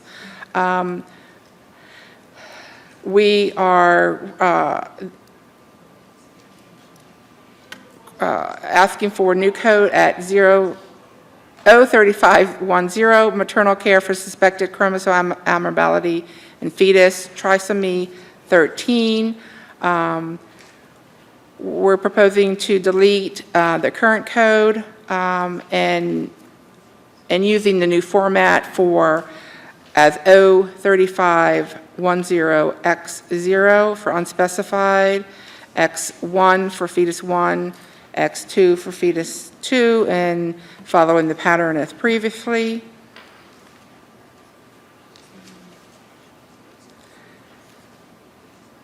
And a new subcategory at 03511 for maternal care for suspected chromosomal abnormality in fetus, trisomy 18. And this would also take the same pattern as unspecified fetus 1, 2, 3, 4, 5, and other fetus. And at new subcategory 03512, maternal care for chromosomal abnormality in fetus, trisomy 21. Again, unspecified fetus 1, 2, 3, 4, and 5, as below. Next page, David.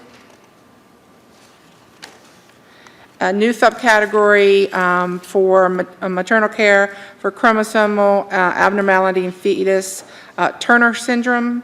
Again, the point 0, seventh character 0, unspecified 1, 2, 3, 4, 5, same pattern using.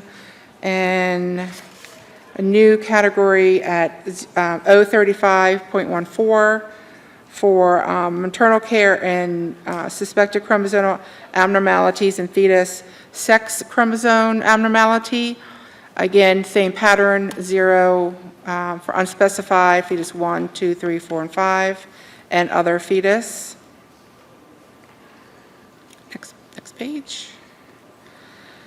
And at new subcategory at 035.18, maternal care for suspected chromosomal abnormality in fetus, other chromosomal abnormality.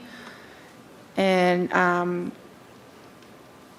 following the same pattern, 0 for unspecified, 1, 2, 3, 4, 5, and other fetus. And at O35.8,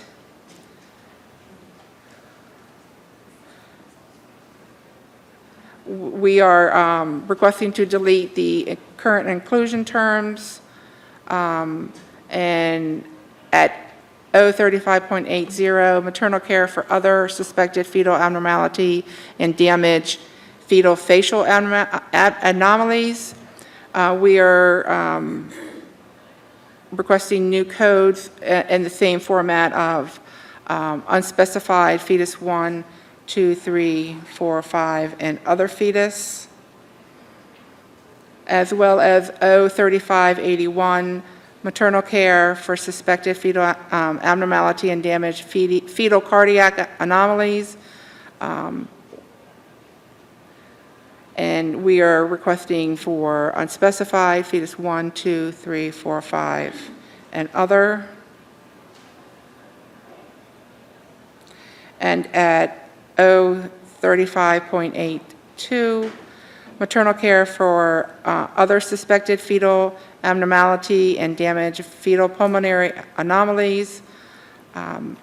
Again, following the same pattern of unspecified, fetus 1, 2, 3, 4, and 5.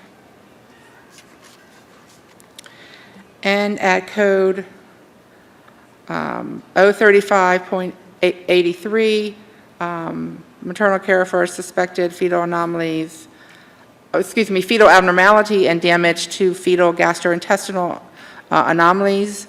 Again, unspecified, fetus 1, 2, 3, 4, and 5, and other fetus. And at O35.84, maternal care for fetal abnormality and damage, fetal genitourinary anomalies. Again, same pattern, 0, 1, unspecified, fetus 1, 2, 3, 4, and 5, and other fetus.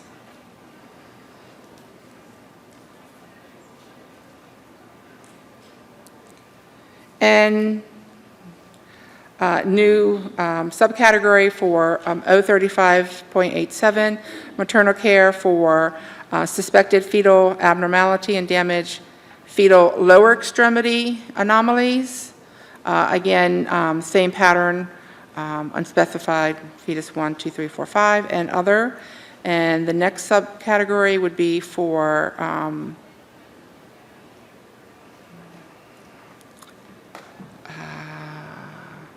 maternal care for other suspected fetal anomaly and damage, fetal abnormality and damage, other non-central nervous system, fetal markers and anomalies, and adding inclusion terms for maternal care for damaged fetus from maternal listeriosis, maternal care for damage to fetus from maternal toxoplasmosis, and as well as the new codes for unspecified fetus 1, 2, 3, 4, and 5.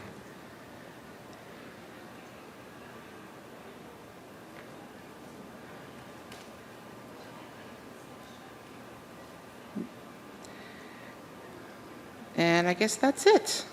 Did I miss one? I thought we had lower and upper extremities. Okay, so, yeah. So lower extremities as well as the upper extremities. But you follow the same pattern for each. Okay. Okay, are there any questions, comments? Could we look at code 035.08, the one for central nervous system malformations in fetus? Okay. First of all, I think we have a typo there. The carryover line doesn't seem to belong. See where it wraps? After fetus, it says other central nervous system malformation. Oh, okay. Okay. But about this code, I have one other request. All of the other non-specific codes that don't specify, like spina bifida or the microcephaly, et cetera, They all include malformation or damage. And if we don't put the or damage in here, Okay. we don't have a way to handle central nervous system damage from those other things that can happen. Okay. Because the other non-specific code says non-central nervous system. Okay. So I think maybe it was just forgotten, but we need it to be in there. Okay. Okay? And then a typo on the next page in what should be 03510X0, it's a 0. And I bet it would have been found, but right there. It should be an O, alphabetic O. See it? Okay, yeah, yeah, Okay. yeah. Good catch. Hi, June Bronner, IMO.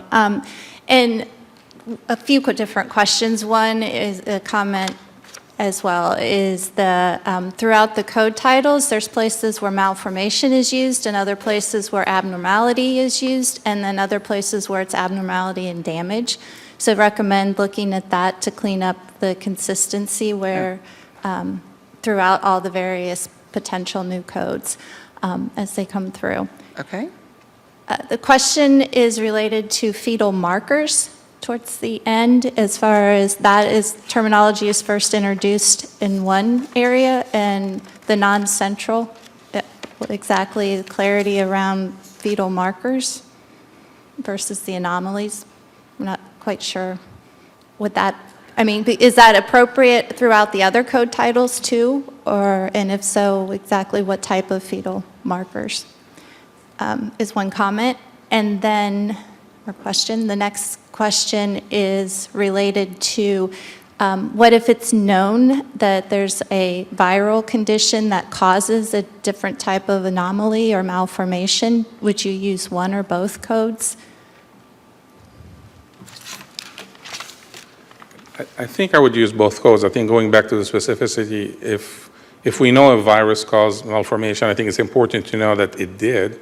And then number two, what type of malformation? It may make a huge difference if it's one malformation versus something, minor or major, or maybe more than one organ system. Yeah, so I think that would be a good note, that it's appropriate to have multiple, if you know the cause of that as well. And this may be more of a clinical question than a coding question, but I noticed that there's the, it's anomalies, so that makes me think you have to multiple. Second is with the extremities. Are both extremities always affected if there's an abnormality? Because the code titles state the extremities. Sometimes both, sometimes not necessarily. It could be upper or lower.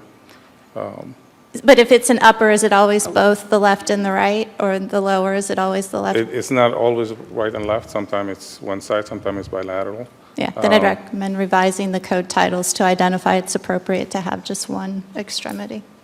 So maybe have a code for each extremity? Or No, no. no, maybe just a revision of the title to Okay. indicate that, no. Okay. Jean Yoder, Lido Supporting and Defense Health Agency. I think we have an additional access, and we're hogging a lot of real estate. And there may be ICD-10 or ICD-11 out there, but I think we're going to be in 10 for another 30 years. And so I would like not to hog a whole potential that could be spread out. And so, and there, in the future, within the next 30 years before we transition to 14, I think this is a really great start, and it's good to start us thinking about it, but taking all of this real estate for, trisomy 13, and there's an X after it. There's another axis possible. Okay, so, yes, I know, I'll send it in. Can I follow up on that? I have a radical proposal, but not for today. is cancel the fetus 1, 2, 3, 4, 5. Because every time we have a code in a pregnancy prenatally, we multiply the number of codes by 7, at least. So we have 15 new codes, suddenly we have 350. You could talk to us the same way about some of those orthopedic codes. So, my proposal is to come up with a new code for fetal number fetus 1 or 2 or 3, so that's 5 or 6 or 7 codes, and that's it. And then there would be a separate code in a multiple gestation that would identify which fetus has the problem. But then all these codes and everything else, I mean, there's hundreds and hundreds and hundreds of existing codes that use the fetus 1, 2, 3, 4, 5, and then we can eliminate that aspect of it. And if somebody has a multiple gestation and twin, baby 2 has the problem, then we add this additional code for twin 2. But we don't need all this. But we're using by what currently exists. And most problems in pregnancy identify fetuses by 1, 2, 3, 4, 5. But this is a start. Nellie Leon, she's St. American Hospital Association. You actually got ahead of me because I was going to ask about the fetal numbers because I remember when the proposal first came up in September, this group of codes was different from the existing codes, which kind of brought up the issue of, why would these not be the same structure as the existing codes? And one of our comments at the time was we hated having a separate Z code identifying the fetal number. And so I guess my question, and this is probably more for Donna, is it possible to consider deleting the fetus numbers? Like, would a proposal be acceptable to submit something like that? And granted that in the past we have not liked to delete codes, but if we're hearing from the physicians who use these codes that they don't really know or use this type of information, the coders hate it. So, I mean, is that a possibility that could be entertained, whether working with ACOG or anybody else?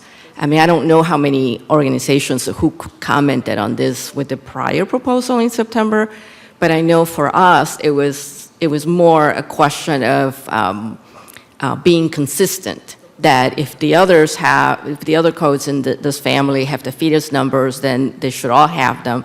But also the idea was that if there is no need for that, nobody's using them, that maybe we should just get rid of all of them. Because I think it's something that was developed for the US and it's not part of the WHO structure. So does that give us a little more leeway?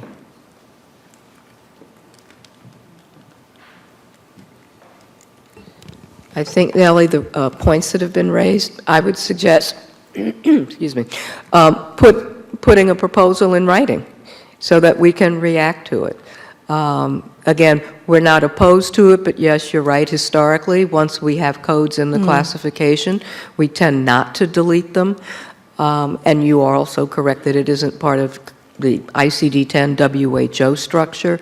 We've not looked at whether in ICD-11, whether in their extension codes, whether or not they've introduced add-on codes for that. But again, for 10cm, since it was developed for use in the US, I think we would entertain a proposal, as we would any proposal, to modify ICD-10cm.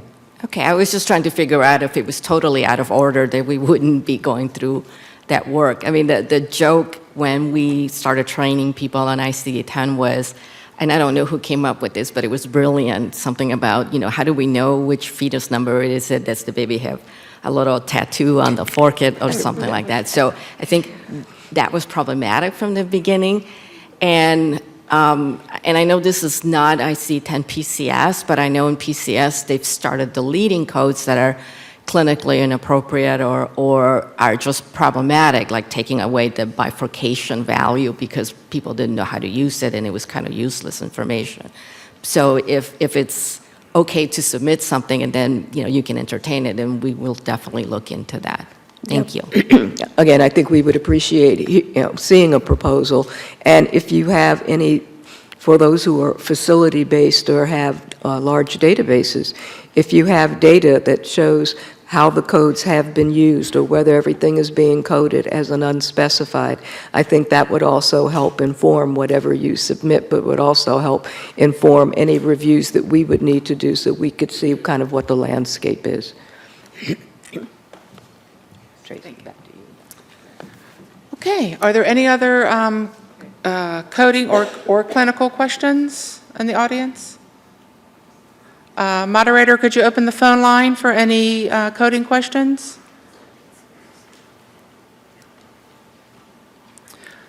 Okay, seeing as none, thank you, Dr. Basat, so much. Thank you.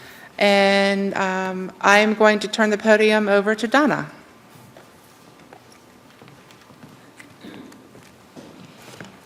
Okay, we are going to move to our next proposal, and that is the proposal on sepsis.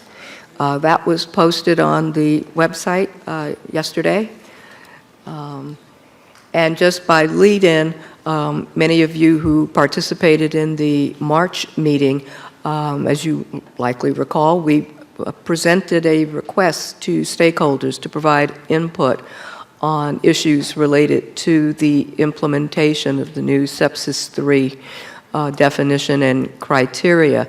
And I want to thank all of you who took the time to send us very detailed information to help inform the proposal that we are now going to bring forward. And I will ask Dr. Todd Dorman from Johns Hopkins University to join me at the podium, who will handle the clinical questions. What you see in the write-up for sepsis, and apologies, I'm losing my voice, basically what I tried to do was pull together the current information on, in a very short way, the information on the Sepsis 3 definition and criteria and how it informs the development and/or changes of codes in ICD-10 CM, primarily the sepsis codes and the implementation of perhaps a new code that WHO actually implemented in ICD-10. With that, let me just give you a brief bio of Dr. Dorman for those of you who weren't present at our last meeting.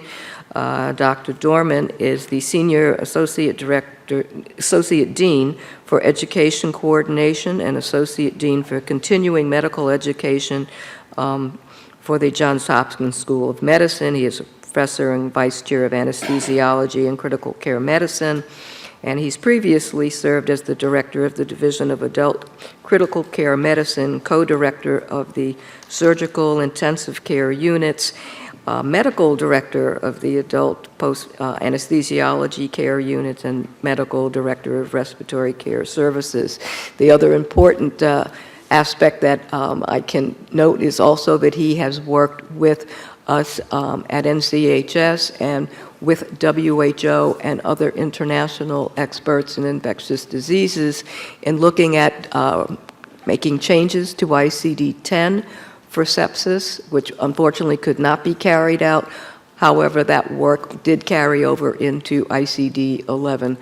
So we have not only someone who is, the subject matter expert in this area, but has also worked with classification experts in trying to frame the new concepts into the ICD.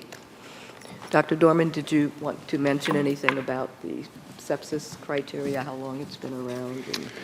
Okay, so thank you very much. As the document says, back in about 2016, a relatively new definition called Sepsis 3.0 was released by an international consensus group.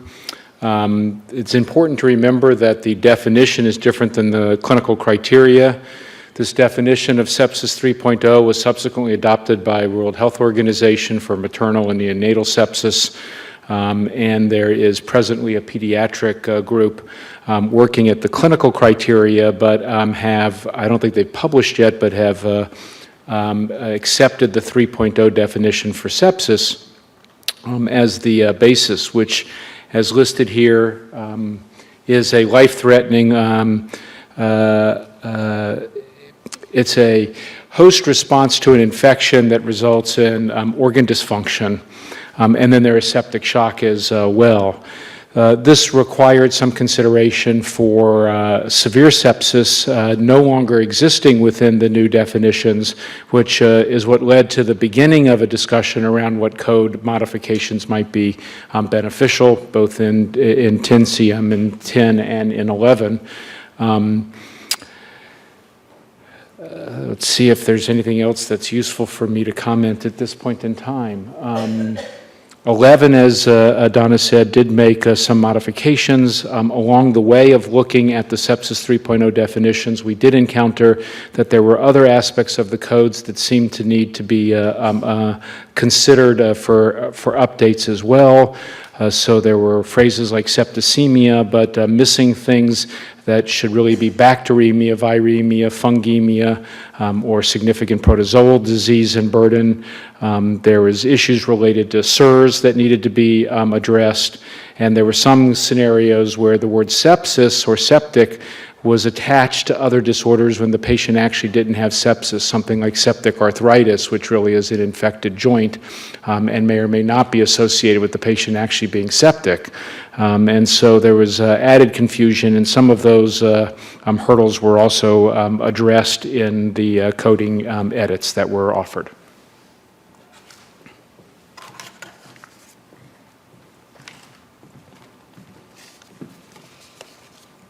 Okay, so if, David, could you go to the tabular?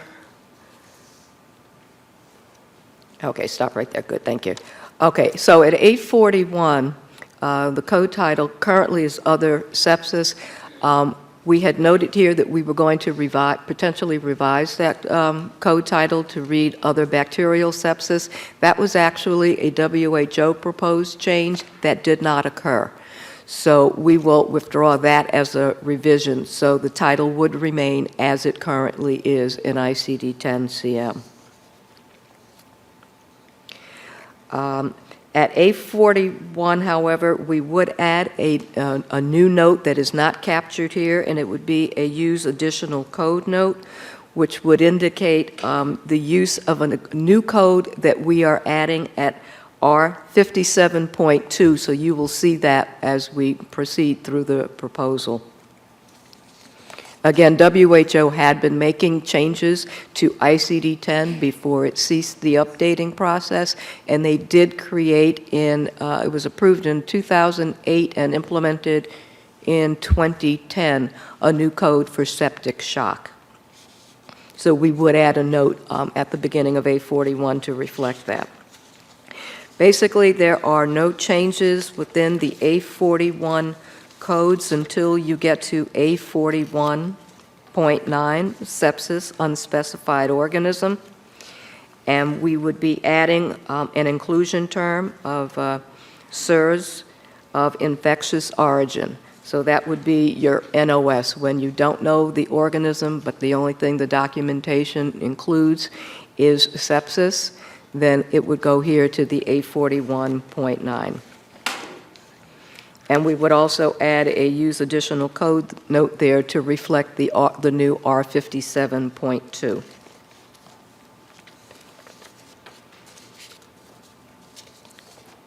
So scroll down a little bit more to the new code. Yes.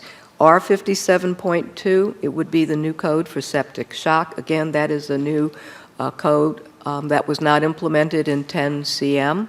The approval process actually for WHO ICD-10 occurred during the time we were in a partial freeze. And for the R57.2, we would have a code first, underlying condition note, and a use additional code note to identify the infectious organism. The next major change is at R65, and as noted in Dr. Dorman's remarks, but also noted in the write-up, that SIRS is no longer the defining criteria of sepsis, and that a patient can have a life-threatening condition without SIRS and a life-threatening condition with SIRS.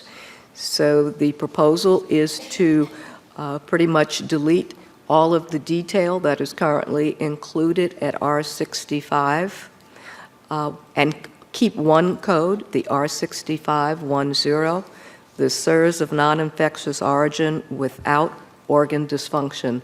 All other codes, the R6511 and the R65.2, would be deleted.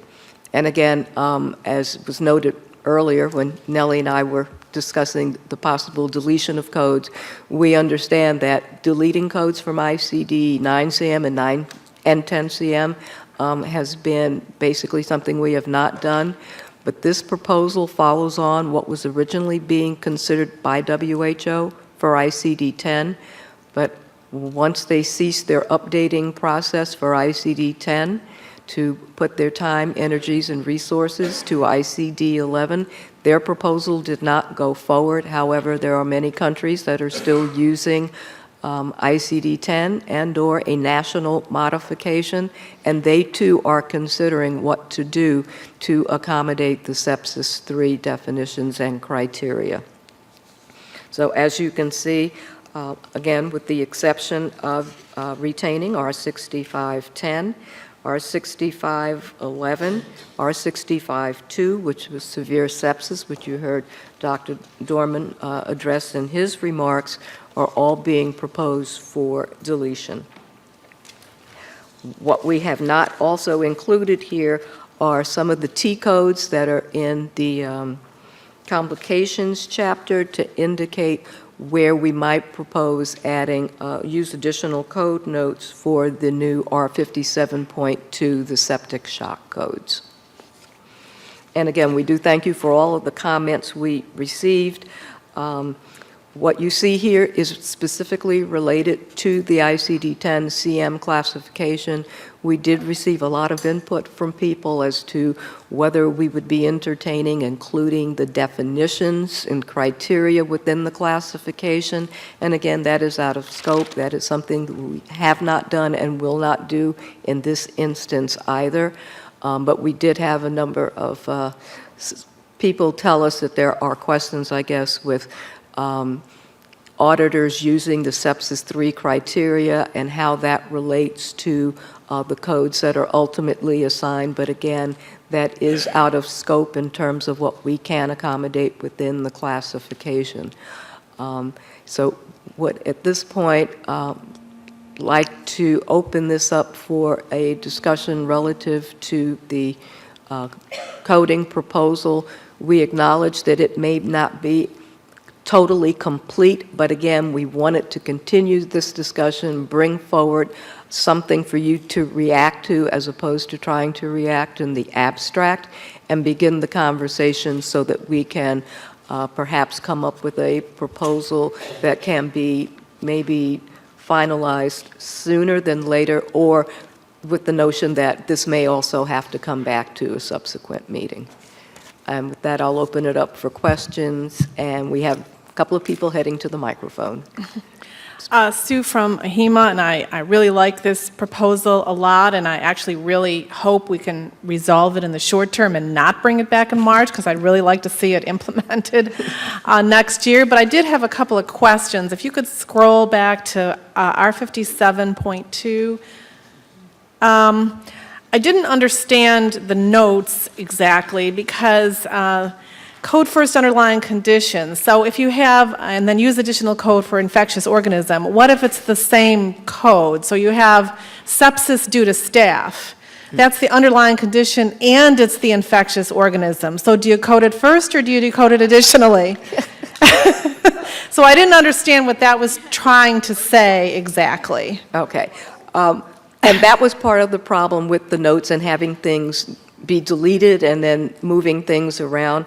You have some codes that would be in the infectious disease chapter that are the infection. There's a number of codes that are, staph sepsis, strep sepsis, but you also have the B codes where you do have, use additional codes that have the infectious organism as part of the B codes. So trying to figure out how to say that with notes at the R57.2, we were trying to figure out how to make it clear that if it's not inherent in the infectious disease code, that you may need to have an additional code from the B97, the B98, as an additional code. And those codes can never be used as your standalone or first listed code. So we there just needs to be some word tightening there to make it clear which group of codes the code first note applies to and which group of codes the use additional code note applies to. Okay. My second question was, if you could scroll down to R65.10, the one remains. Mm-hmm. Was this intended to be all SIRS of non-infectious origin? And if so, should the without acute organ dysfunction be deleted? Because I'm confused now, since R65.11 is being deleted and R65.10 would say without acute organ dysfunction, what do you do with SIRS of non-infectious origin with organ dysfunction? Because it seems like it doesn't have a home now. I would agree that can exist clinically and needs to be addressed. From a clinical standpoint. I mean, you could have severe pancreatitis that's inducing SIRS as an example, or a post-surgical patient that has a profound SIRS response that then has organ dysfunction associated with the SIRS as the primary driver. So, Thank you for that, Sue. Jeff Linzer, AAP. One of the, if you scroll just a little bit to the other sepsis, the other direction. There. So, I'm sorry, other shock. You might also want to take that, now scroll back down for me. A little more. Keep going. There you go. Use additional code to identify specific acute organ dysfunction. At that R57.8. And if you are going to remove the R6511, then you may consider doing the SIRS with acute organ dysfunction as an inclusion term at the R57.8.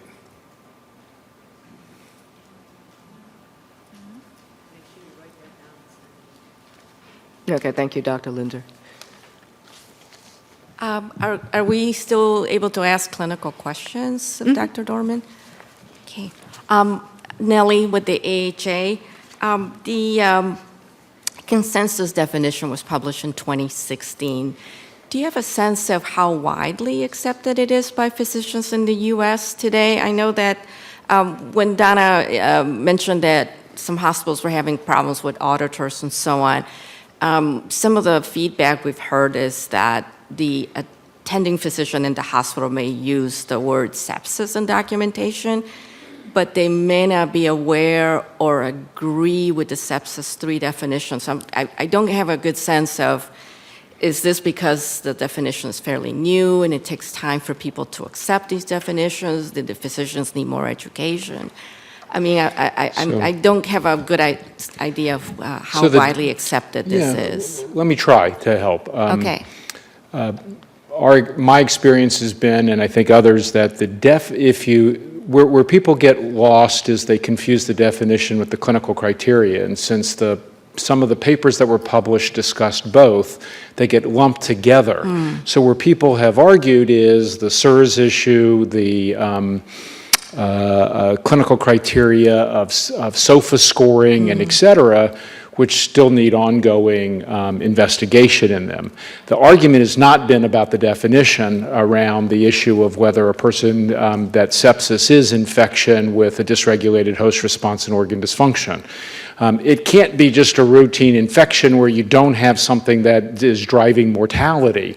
In fact, one of the potential problems that presently exist is that as people have lumped infection under sepsis and started calling everything sepsis, then you have the mortality fall and you're not actually improving care, you're diluting it by including the wrong group. So that's been pretty straightforward. Where physicians and I think clinicians have also gotten some difficulty in accepting 3.0 isn't the accepting of the definition, it's the conundrum they presently exist in, which is that if they follow the modern publication science and call it sepsis, and the code still exists for severe sepsis and the patient has organ dysfunction, then what is the coding office doing if the note doesn't say severe sepsis, even though now so then the physician's in a bind and they're forced into continuing to call it severe sepsis, even though that's a disconnect from what they're being asked to do from professional societies and from publications and et cetera. So I think that has led to a lot of confusion and reluctance to use the new codes because this disconnect between what the science is telling us is correct and what the coding manual is telling you to do. Okay, so you would agree then that collapsing the codes so that there isn't a separate code for severe sepsis would take away some of that reluctance from physicians to use the newer terminology, the newer classification of sepsis? Yes. Okay, thank you.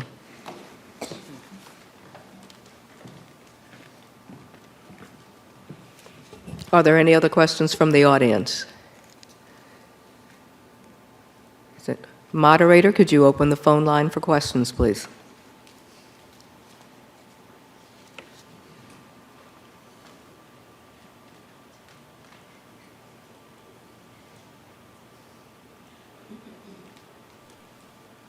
Are there any questions on the phone line?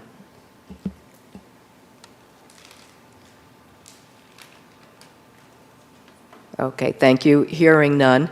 Again, this is one of these topics that we would, as was indicated earlier, we would like to see this be finalized as quickly as possible to help kind of remediate some of the issues that are occurring that we can address as part of the classification. So getting those comments in sooner than later would be quite helpful. And if there is a way for us to structure this in a way that, as was noted, that maybe not bringing this back to the March meeting and at least taking a step toward trying to remediate what we can at this point, and if a future proposal for further fine-tuning is required, that we might be able to consider that as well.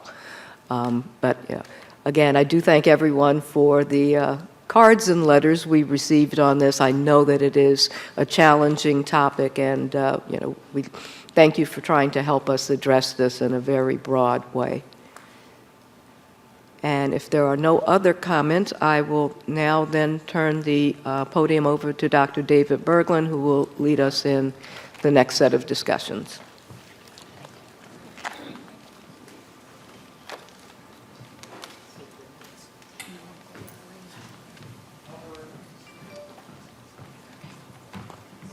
Okay, we will be doing 3 topics next that I'll be working on just for planning purposes. I will let you know. We're going to start with aromatic L-amino acid decarboxylase of these next 3. Then we will be talking about X-linked myotubular myopathy, and then about Friedreich ataxia. I'm presuming, is Susan Walther here? Yes, so we'll be hearing from you about the Friedreich ataxia a little later. So just so everyone is aware. And next, for those following along in our topic packets, and I have to flip my glasses up since I have a problem with looking at things up close. Topic packet part 1 on page 15, we have our aromatic L-amino acid decarboxylase deficiency, and we heard some yesterday from Brian Feister, and he's a PhD in psychology with focus on neuropharmacology, and I will just go ahead and pass it over to you, Dr. Feister. Appreciate it. Thank you. All right. Well, thank you, everybody. Yesterday, I did brain surgery in 10 minutes. Today, we won't do brain surgery, so that's the good news. Much easier, much lighter topic. But we're going to go through the identification, really to understand what AADC deficiency is, and kind of also show you what it's not, but commonly mistaken for. So appreciate the opportunity. So as we talked yesterday, and we'll kind of reiterate today, AADC deficiency is a genetic disorder. It's a variant of the DDC gene, and currently we know of at least 79, there's actually more than 79 pathogenic variants of this. There is a founder effect that we see most commonly. It's noted there, the IVS6 mutation.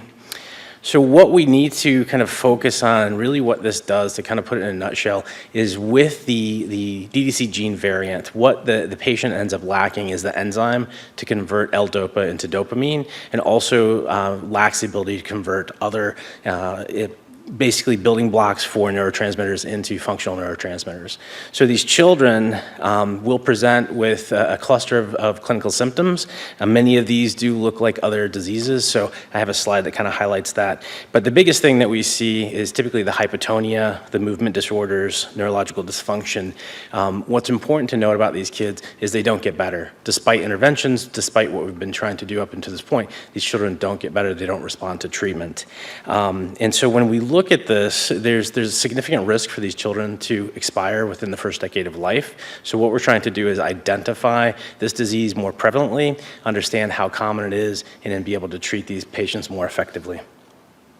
So when you look at it, how prevalent do we think it is? When you look at the literature and you look at newborn screenings, we put it somewhere between Pompe and SMA. So that comes out to about 1 in 32,000 to 1 in 90,000. What this looks like, and I think the other major component of this disease is despite the lack of the AADC enzyme, these kids have normal brains. They have normal brains with a normal potential for functioning, with the exception of this DDC gene variant, which then hamstrings the ability for these kids to produce and biosynthesize neurotransmitters. So in this diagram, this kind of also speaks to the complexity of it. So when you look at, here are your neurotransmitters that we tend to focus on, so the dopamine, norepinephrine, and serotonin tend to be those neurotransmitters which have profound effect and impact on these kids. So when you lack the ability to synthesize L-DOPA into dopamine, you tend to end up with the movement disorder pieces. And if you lack the DDC gene or the AADC component to synthesize 5-HTP into serotonin, then you end up with the behavioral issues. So as you could probably guess from this diagram, these children will present with multiple different disorders. And I think it's important that we do have a clear, concise roadmap for these clinicians to follow to diagnose these patients, to identify and get them treated appropriately. So when we look at this, and I think the other key component of this is despite the normal brains, these kids fail to thrive. They fail to develop. They fail to really interact in the environment around them. So when you look at natural history, one particular study had quoted that 97% of these kids didn't achieve motor milestones. And so I'll show you a graph on this next slide that really kind of puts this into a proper perspective. So when you look at this, this is your 50th percentile and your 5th percentile for development, and this is your AADC patient. So the patient with the AADC deficiency doesn't develop. And this is kind of, I showed yesterday clinical data to look at interventions, and we showed that the kids kind of developed then more of a trajectory forward. Without treatment, without identification, these patients don't develop, period. And so I think that's the thing that we're looking at is how do we unlock these kids from their bodies? How do we create this opportunity for patients to be identified and treated? And so when you look at body weight too, the failure to thrive despite feeding tubes, these kids then fall off the curve with weight as well. So these kids just don't develop, these kids just don't grow. So when we look at it, and I kind of think this is the bigger piece, and this is kind of where you guys can come in to help out, is it's undiagnosed, and then when it is diagnosed, a lot of times it's misdiagnosed. So then the treatment algorithms and pathways for these kids are very clouded, very uncertain at best. And so what we look at is even though the kids will show symptoms at 3 months old, sometimes they're not diagnosed until they're 3.5 years old. So you have quite a bit of developmental pathway that is not being taken advantage of. So the sooner we identify, the sooner we can treat, the better the trajectory is for these patients. So this is kind of the cluster of, this is what it looks like, but it's not. So if you take a look, here are all the symptoms associated with AADC deficiency, and then here's the differential diagnoses. So the issue that we run into is without people knowing, and I think by a show of hands, probably most people didn't know what AADC was until yesterday and kind of now today. Don't feel bad, everybody's in the same boat. So as we get closer to personalized medicine, and that's kind of the goal of what we have in medicine in general, we're gonna find more and more of this, where there's things that we didn't know existed, but when we understand how this works and we understand why it's important to really identify these things early, this creates the urgency to begin to create a structure around by which we can identify. So when you look at this, so now that we understand the AADC gene or the AADC deficient patient lacks this enzyme, now we can understand why we see this movement disorder piece. Now we understand why we see the autonomic dysfunction. Now we understand why we see the behavioral issues, because now we've been able to pinpoint it, drill it down to really understand it, which creates, I think, a medical advantage for these kids when we can identify the patients. So the nice thing about this too is there is certainty around it. There are multiple ways that we can test these patients, and typically you're asking for 2 positive tests in any of these 3 categories. So typically you can do a neurotransmitter metabolite panel, because if I can't metabolize and I can't biosynthesize the building block for the neurotransmitter, I'm going to see higher levels of that building block in the system. So then we can, excuse me, we can also look at single genes, or we can look at gene panels. So if we get one confirmation of these 3, we probably should do a second just to make sure we have it right, because again, when we're between Pompe and SMA, we want to make sure we have the right disease, we want to make sure we have the right treatment algorithm in place based upon what the needs of the patient are, and then the other one would be a plasma enzyme assay. So we can get confirmation of the disease via those pathways. So when you look at that, so going back to what we saw with the treatment pathway currently employed for these patients, because it looks like so many other things, because it looks like everything but AADC deficiency, you'll see that first-line treatments will adopt certain things such as dopamine receptor agonists and MAOIs. The problem is 99% of the kids don't get better on those. So we continue to try these paths, we continue to try these treatment options, which just are not effective. So the idea is if we can identify truly this AADC deficient patient, then we can put in a treatment plan and an algorithm that really will help these kids. Because on top of the pharmacologic agents, we also then have non-pharmacologic treatments that are employed as well, physical therapy and of those nature. So currently, the sad news is there's no FDA-approved drug to treat it, but I think as we figure out more and more that it's out there, and we can kind of get the differential diagnosis changed for these kids to find out truly what they have, to give them a real diagnosis. A lot of times they look like CP patients, but again, they have normal MRIs, normal brains, so we're so close, but yet so far. So I think that changing the ICD code to identify this will help to find these patients. So in summary, again, the biggest thing that we look at with these pediatric patients is they're not achieving milestones, they have hypotonia, movement disorders, autonomic symptoms. We do ask then for 2 confirmation tests from the core diagnostic tests, and then based upon that, we can look at what the appropriate management course for these patients would be. So that's, again, where I think creating that ICD-10 code, because it's not really covered within what we have now, I think will give these kids this advantage of getting the right treatment and right diagnosis. So thank you so much. And again, wasn't brain surgery, but hopefully enjoyable. So thank you for your time.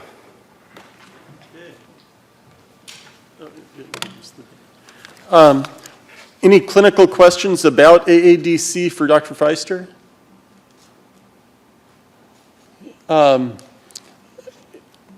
I will go ahead and cover the clinical coding part of it, and then I'll open things up for more general questions, and we may have clinical questions then also. So looking at page 16 of the topic packet number 1, we have at E70.8, other disorders of aromatic amino acid metabolism. We're proposing to create a new code, E70.81, which would be aromatic L-amino acid decarboxylase deficiency, with an inclusion term for AADC deficiency. And we would also create another new code, E70.89, for other disorders of aromatic amino acid metabolism. And that would basically cover it, a relatively simple change there. And I'll open it up to questions. So Jeff Linzer, American Academy of Pediatrics. We appreciate what you're attempting to do by establishing this code. We will take the opportunity to review this with our specialty sections before we can make a specific comment one way or the other, and we'll include that in our report. Okay. Thank you, Dr. Linzer.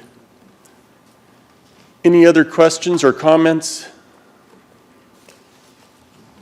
I'm Linda Holtzman from Clarity Coding. As I was saying from yesterday, I was questioning about what the placement for a new code, and I do like it in E70.8 because it does specify aromatic. So there, I finished my thought. Took 24 hours, but... Yes. Thank you for the comment. Seeing no other comments here at the time, moderator, could you open the phone lines for comments or questions?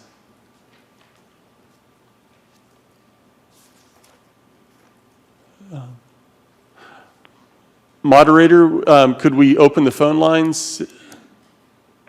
Sir, the phone lines are automatically unmuted for this call, okay? Oh, okay. So they'll automatically be unmuted. Okay, thank you. You're welcome.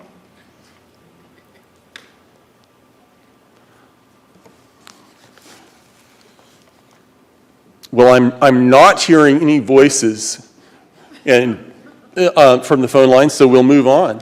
And I'm not even having to take medication to stop hearing voices, so that's probably a good thing. Thank you, Dr. Feister.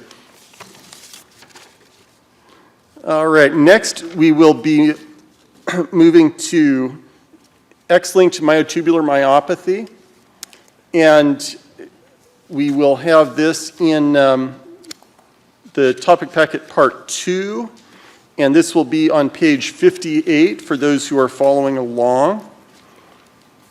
And I will move there myself. I'll be having a presentation on this by Dr. Sarah Newhouse, and she is a fellow of the American Board of Psychiatry and Neurology, trained in pediatric neurology, and she's been a clinical research fellow at NIH and has been working on diagnosis and discoveries in genetic diseases, on certain rare pediatric neuromuscular diseases, and has been the clinical collaborator there at NIH for a trial looking at gene transfer treatment for the X-linked myotubular myopathy, and sponsored by Audentes Therapeutics, and has worked with a number of people in developing the proposal that we have here, and she's going to talk with us today about the X-linked myotubular myopathy. And our proposal will be to expand some of the other codes there. I will talk somewhat more briefly about some of the other things included after she is done. So Dr. Newhouse, I'll turn it over to you. Thank you so much to everyone here today, and most importantly to the patient advocacy groups who we've been working with throughout this process. So I'll briefly skip over this, only just to highlight the Joshua Fraze Foundation, MTM Family Connection, Team Titan, and Where There's a Will, There's a Cure, who are the important patient groups supporting the efforts to bring me here today. Briefly for an outline, we're just going to try to review and understand some of the unique clinical features of X-linked myotubular myopathy, which we will heretofore refer as XLMTM. Just discuss how this relates and most importantly differs from other congenital muscular diseases, and discuss sort of the rationale and clinical value for developing its code. So just as an overview of what are congenital myopathies, being genetically based, inherited disorders of the muscle with which a child is born, so thought to have prenatal and very early infant onset weakness, muscle weakness. The incidence proposed to be about 1 in 25,000 live births, and most commonly presenting as sort of people know as the floppy baby syndrome, essentially accounting the congenital myopathies for 14% of neonatal onset hypotonia or low tone. The current classification has been based historically on muscle biopsy and what we see under the microscope, and dividing these congenital muscle diseases into 5 main categories, each based essentially on what we see under the microscope and that classification. So one being Nemelin myopathy with sort of classically defined Nemelin rods, one being core myopathy, again, a pathological feature seen in muscle fibers under the scope. One of them being centronuclear myopathy, of which XLMTM is one, and one of the most common and most severe, which we'll talk about in more detail. one of them known as CFTD or congenital fiber type disproportion, and one known as myosin storage. So again, each of these being a separate disorder with findings currently classified pathologically under the scope. We know that the clinical phenotype has some overlap, so this in isolation without pathological and or most importantly genetic confirmation of these disorders is inadequate to describe them. So within that classification of congenital myopathies, one of the 5 being centronuclear myopathies. And this slide essentially highlights that there are a number of genetic bases for this condition, but XLMTM at the top, as you can see, accounts for, depending on your source, 45 to 57% of centronuclear myopathy cases. And what's important is it's the most common and also the most severe, necessitating the most early intervention and medical management of these types of diseases. In a little bit of depth here, we can review that it's essentially a fatal genetic disorder, currently with no FDA-approved available treatment option, characterized by extreme muscle weakness, very early onset respiratory failure, feeding dysfunction, and unfortunately early death in these pediatric patients. The mutation is known to be, in this condition, associated with a genetic defect of the MTM1 gene, which essentially encodes for the myotubular protein, suffice it to say, is an enzyme important for normal skeletal muscle development. The initial diagnosis is very often either prenatal or right away in the delivery room when the child has very early onset respiratory failure, weakness, difficulty feeding, and some key sort of phenotypic facial and body characteristics, as you can see here by this generous photo shared with us by the family to show some of the characteristics. Children tend to have elongated face, ptosis, which is sort of drooping of the eyelids. They can have limitations of eye movements as well. You can see that this young boy has a tracheostomy placed for assistance in breathing, and he has a gastrostomy tube for feeding as well, which you can't see here. These are some of the most important features of centronuclear myopathies, and then most prominent in MTM, which have all of these key clinical characteristics. Beneath that, you'll see a muscle biopsy essentially highlighting some of the unique features of the centronuclear myopathies, meaning their muscle fibers uniquely very small. And for those of us who don't spend a lot of time staring at beautiful muscle biopsies under the microscope, normal muscle fibers are, they grow with age, but they're a little bit larger, even for children that are neonates. And your nuclei in a normal healthy muscle should be sort of living and residing on the exterior portions of the muscle fiber. So in this condition, centronuclear myopathies uniquely have this sort of misplaced centralized nucleus, which we can see on muscle biopsy. Natural history, as we mentioned, so the CMs are evident, but XLMTM in general, 1 in 50,000 newborn males. Estimated mortality of 50% around the time of about 18 months of age, most commonly due to respiratory insufficiency and distress. Motor milestones are substantially delayed if ever achieved. And as an example, about 70 to 85% of patients are non-ambulant and are dependent on other forms of ambulation or mobility for their life. Greater than 80% of patients require breathing support, whether that's invasive or non-invasive ventilation, as well as gastrostomy tubes for feeding due to severe dysphagia. As you can imagine, in this population with a lot of support necessitated their higher rates of healthcare utilization, hospitalization, complications, surgeries, and high resource burden. So just to kind of review, MTM versus the other genetic underlying causes of centronuclear myopathies, very early onset, congenital identification, facial weakness, ophthalmoplegia, which is essentially limited eye movements, ptosis, again, the drooping of the eyelids, facial dysmorphisms, bulbar weakness, which essentially is just weakness of the breathing and swallowing muscles and tongue, severe respiratory involvement at birth, and very severe congenital hypotonia. So the MTM group has all of those categories. Why do we mention so much about MTM and its importance genetically? And I think in the pediatric neurology space, I think in the neurology space in general, and in the genetics, especially being at NIH, where we're proud of our genome sequencing, more and more pediatrics in medicine is moving towards less invasive, quicker, and earlier diagnostics. So in addition to very comprehensive genetic panels, even things like rapid whole exome sequencing are happening more often in tertiary care centers as early as NICUs. Infants can be born, and especially in XLMTM, where where the features are very apparent very early. You know that something is going on with this child. I can only predict that the identification estimation of these patients is going to increase rapidly in the next several years with the increase of the focus on precision medicine, personalized medicine, as was just mentioned, and identifying genetic basis for these muscle conditions. So, rationale for sort of a unique ICD-10 CM code for XLMTM. As we mentioned, it's likely currently underdiagnosed, as this condition can be maternally inherited as X-linked. There are plenty of patients that have de novo mutations, so without a known family history, and families that may or may not know that they carry this condition, so both inherited and de novo mutations are possible. And as we anticipate arrival of exciting new therapies that are available, it will increase disease awareness, which we've seen just over the last few years of the gene therapy trial happening, more and more patients becoming active online and figuring out about the trial and potentials. In addition to that, treatments will absolutely prolong life expectancy, and increase the prevalence of MTM nationally and internationally.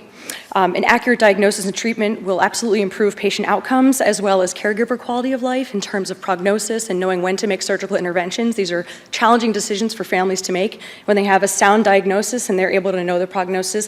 Things like placing a trach and placing a G-tube, those are major life decisions for families. And when they know the condition they carry, they can make those decisions more confidently and plan ahead accurately for their family. So it's very, very important in pediatric medicine. In addition to that, as researchers, we obviously want to improve the tracking and identification of the disease for natural history to kind of note on homogeneity, heterogeneity, characteristics that make patients have improved quality of life and care. And we know that this condition has extensive hospitalizations and surgical procedures, so these things will be helpful in identifying and also to utilize for future research purposes. Clinical value, as we mentioned as well, XLMTM more than any other, not only congenital myopathies within the CNM subcategory, have a few very key, serious, and concerning complications that are rare, but we know about them. One of them being hepatic pileosis, which is essentially a vascular abnormality in the liver. This has not been shown in other congenital myopathies, but is something that when we know the child has a diagnosis of XLMTM, we're able to observe, we're able to monitor, we're able to counsel families, and it's something that we watch very closely clinically, and something that we've experienced as researchers. It's really important to keep an eye on. And additionally, as I mentioned, with surgical interventions, why it's important. Lastly, just to mention patient registries, natural history studies, outcome research, and the way that we move towards understanding pathology and treatment is sort of having our very strong natural history basis and an underlying genetic diagnosis. I just can't stress how important that is to move all of those other features forward. So in summary, expansion will allow expansion of the congenital myopathies, which are all currently under one code. All 5 characteristics, including the CNMs, are all currently under one code. Will improve coordination of patient care across the care team, assist patients and families in receiving optimal care and support, further our understanding of the disease course in general, understand this specific subtype healthcare use, and also family and healthcare resource burden, and facilitate future research-specific initiatives. So I want to thank you all for your time. Many thanks to the people that are here today supporting and have been across, and thank you for your attention. All right. And before we take clinical questions, let me look at least briefly at some of the other clinical things we'll look at here. If we could we jump to the topic packet, page 58, Tracy?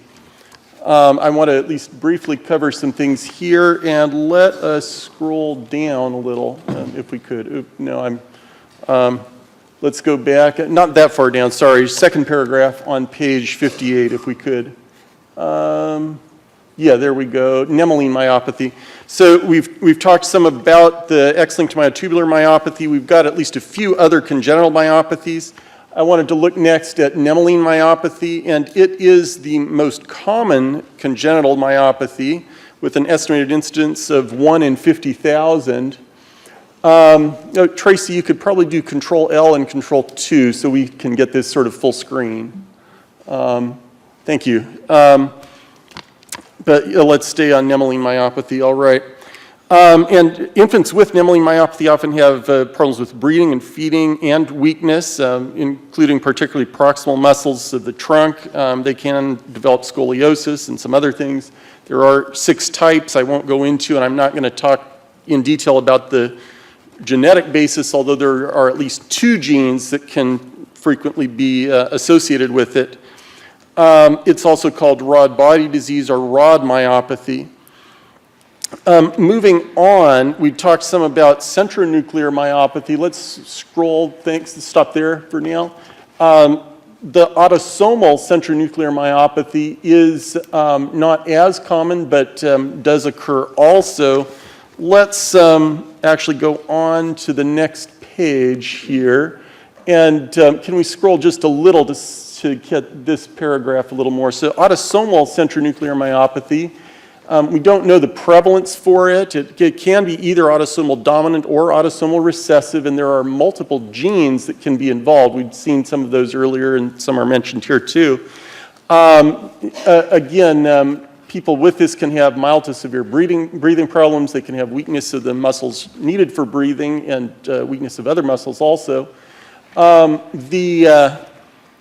The way that a muscle biopsy looks would be similar for the centronuclear myopathy of the autosomal type or the X-linked type, with the nuclei being near the center of the cell instead of near one of the edges, which is more typical. As was noted, and there was some discussion we had about this, the congenital myopathies now, while traditionally they've been diagnosed based on muscle biopsy, a lot of times now they may get a genetic test that tells what genetic abnormalities these people have even before they do a muscle biopsy. And this may lead to some differences in how these disorders are diagnosed and how they're followed. In any case, though, the autosomal type is important, but when people just say centronuclear myopathy, they will generally mean an autosomal one, whereas if they say myotubular myopathy, they'll mean the X-linked myotubular myopathy, which is also a centronuclear type, but the terms used to refer to these would be slightly different. Let's go on down to the next paragraph. Briefly, I'll mention the core myopathies are another type that we talked about. There's a central core disease and multi-mini core disease. These are believed to be relatively rare, although we don't actually have accurate incidence numbers as far as I can tell. So they're just thought to be rare at this point. And then the other ones that were mentioned, let's scroll a little bit further. Other congenital myopathies include congenital fiber type disproportion myopathy and myosin storage myopathy. They're rare, also without known incidence rates. The congenital fiber type disproportion has particular symptoms, floppiness, limb facial weakness, breathing problems. There's a relative hypotrophy of type 1 fibers compared to type 2 fibers seen on skeletal muscle biopsy, though that is not specific for it, so many of these can also show similar findings. So the congenital fiber type disproportion is something of a diagnosis of exclusion. They would only use this term, the CFTD, if there's those cases where you don't have some other cause found for it. They've recommended the term fiber size disproportion be used for a nonspecific finding, which may still be found on muscle biopsy.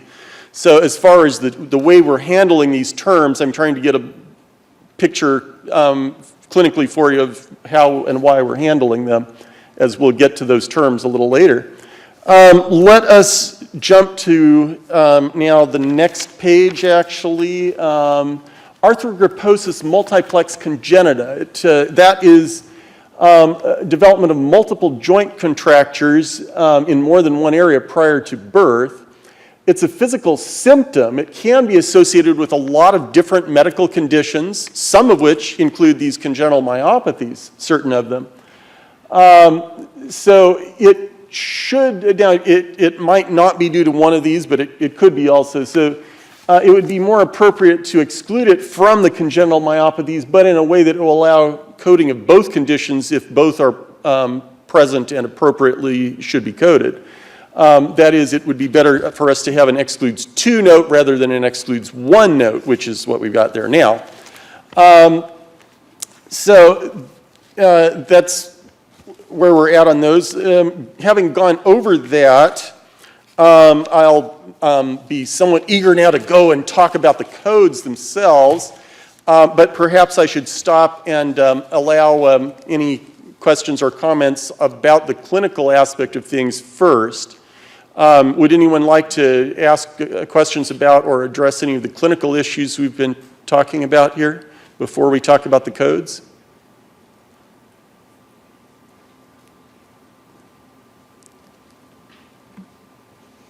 Hi, Dr. Berglund. I'd like to just say a couple of words. Thank you for Can you identify yourself? Oh, yes. For I'm everyone? Allison Fraze with the Joshua Fraze Foundation. Yes. I am a mother, a patient advocate, and we have been dedicated to the central nuclear and myotubular myopathies for the last 23 years. Our family foundation has been funding cutting-edge regenerative medicine and supporting families on the day-to-day journey. I would like to say without hesitation, if the committee grants XLMTM its own ICD-10 code, our global patient leaders will have the ability to reach affected families in a more timely manner, to implement and educate it on the critical care guidelines to sustain life. Recent data shows, as Dr. Newshouse presented, that 50% of these children will never reach 18 months of age. Of the central nuclear myopathies, XLMTM is the most severely affected. There is very little margin for error, especially in the infant stage. Optimal care is critical, or these babies face certain death. XLMTM is separate and distinct from all other congenital and central nuclear myopathies, with the severity and early mortality rate of respiratory complications makes XLMTM an appropriate candidate for the ICD-10 code. I believe this code will give physicians the information they need to better understand the disease, deliver appropriate and timely therapies that will save lives, and give patient families and advocates the tools to implement the highest quality of life. The fact of the matter is most clinicians have never heard of XLMTM. Therefore, to not have a unique code creates a major challenge for clinicians, patients, and families with a lack of guidelines for care that are neither accurate or complete. This fact carries with it a risk of increased morbidity, mortality, as well as frustration with dealing with payers to cover much-needed treatments, which would not be required by other diagnoses. There's a great lack of understanding of the impact of XLMTM on these children and families. If we had the ability to collect the scientific data from the ICD-10 code, ultimately, we could rapidly and accurately identify these patients and expedite optimal treatment strategies to drive better outcomes.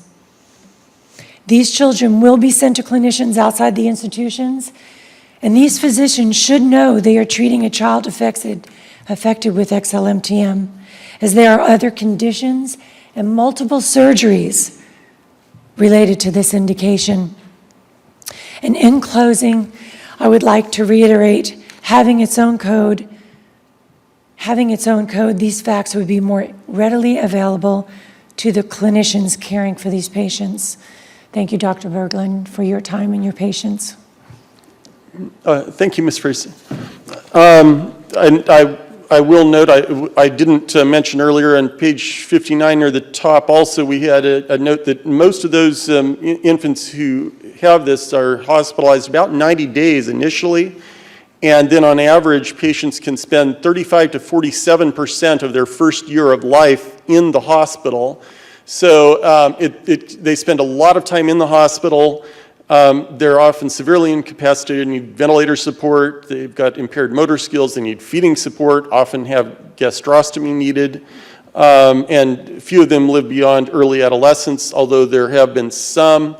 And I think I have to stop and look. I think there may have been at least one case of someone with this who actually carried a pregnancy, so that we may be needing to think more about that. But on the other hand, too, as there get to be genetic treatments for this, they have the potential to do much better, to live much longer, and potentially will have increasing prevalence also as they live longer. So those are things to also keep in mind. Moving on to the codes here, tabular modifications here on page 61. At G71.2, right now we've got just one code for congenital myopathies, which includes all these things. We would propose to revise what has been and excludes one note for arthrogryposis multiplex congenita and make that an excludes two note instead, so that if need be, if they have a congenital myopathy and have arthrogryposis multiplex congenita due to that congenital myopathy, that you can use both codes. Moving on at G71.20, we would create a new code for congenital myopathy unspecified. Let's jump to the next page. Unfortunately, we kind of spread something out there. On the next page, we got fiber type disproportion. You'll remember that was kind of a non-specific term that really indicates only that you have this finding, say, from a muscle biopsy. So if all you know is fiber type disproportion, that would go to an unspecified code.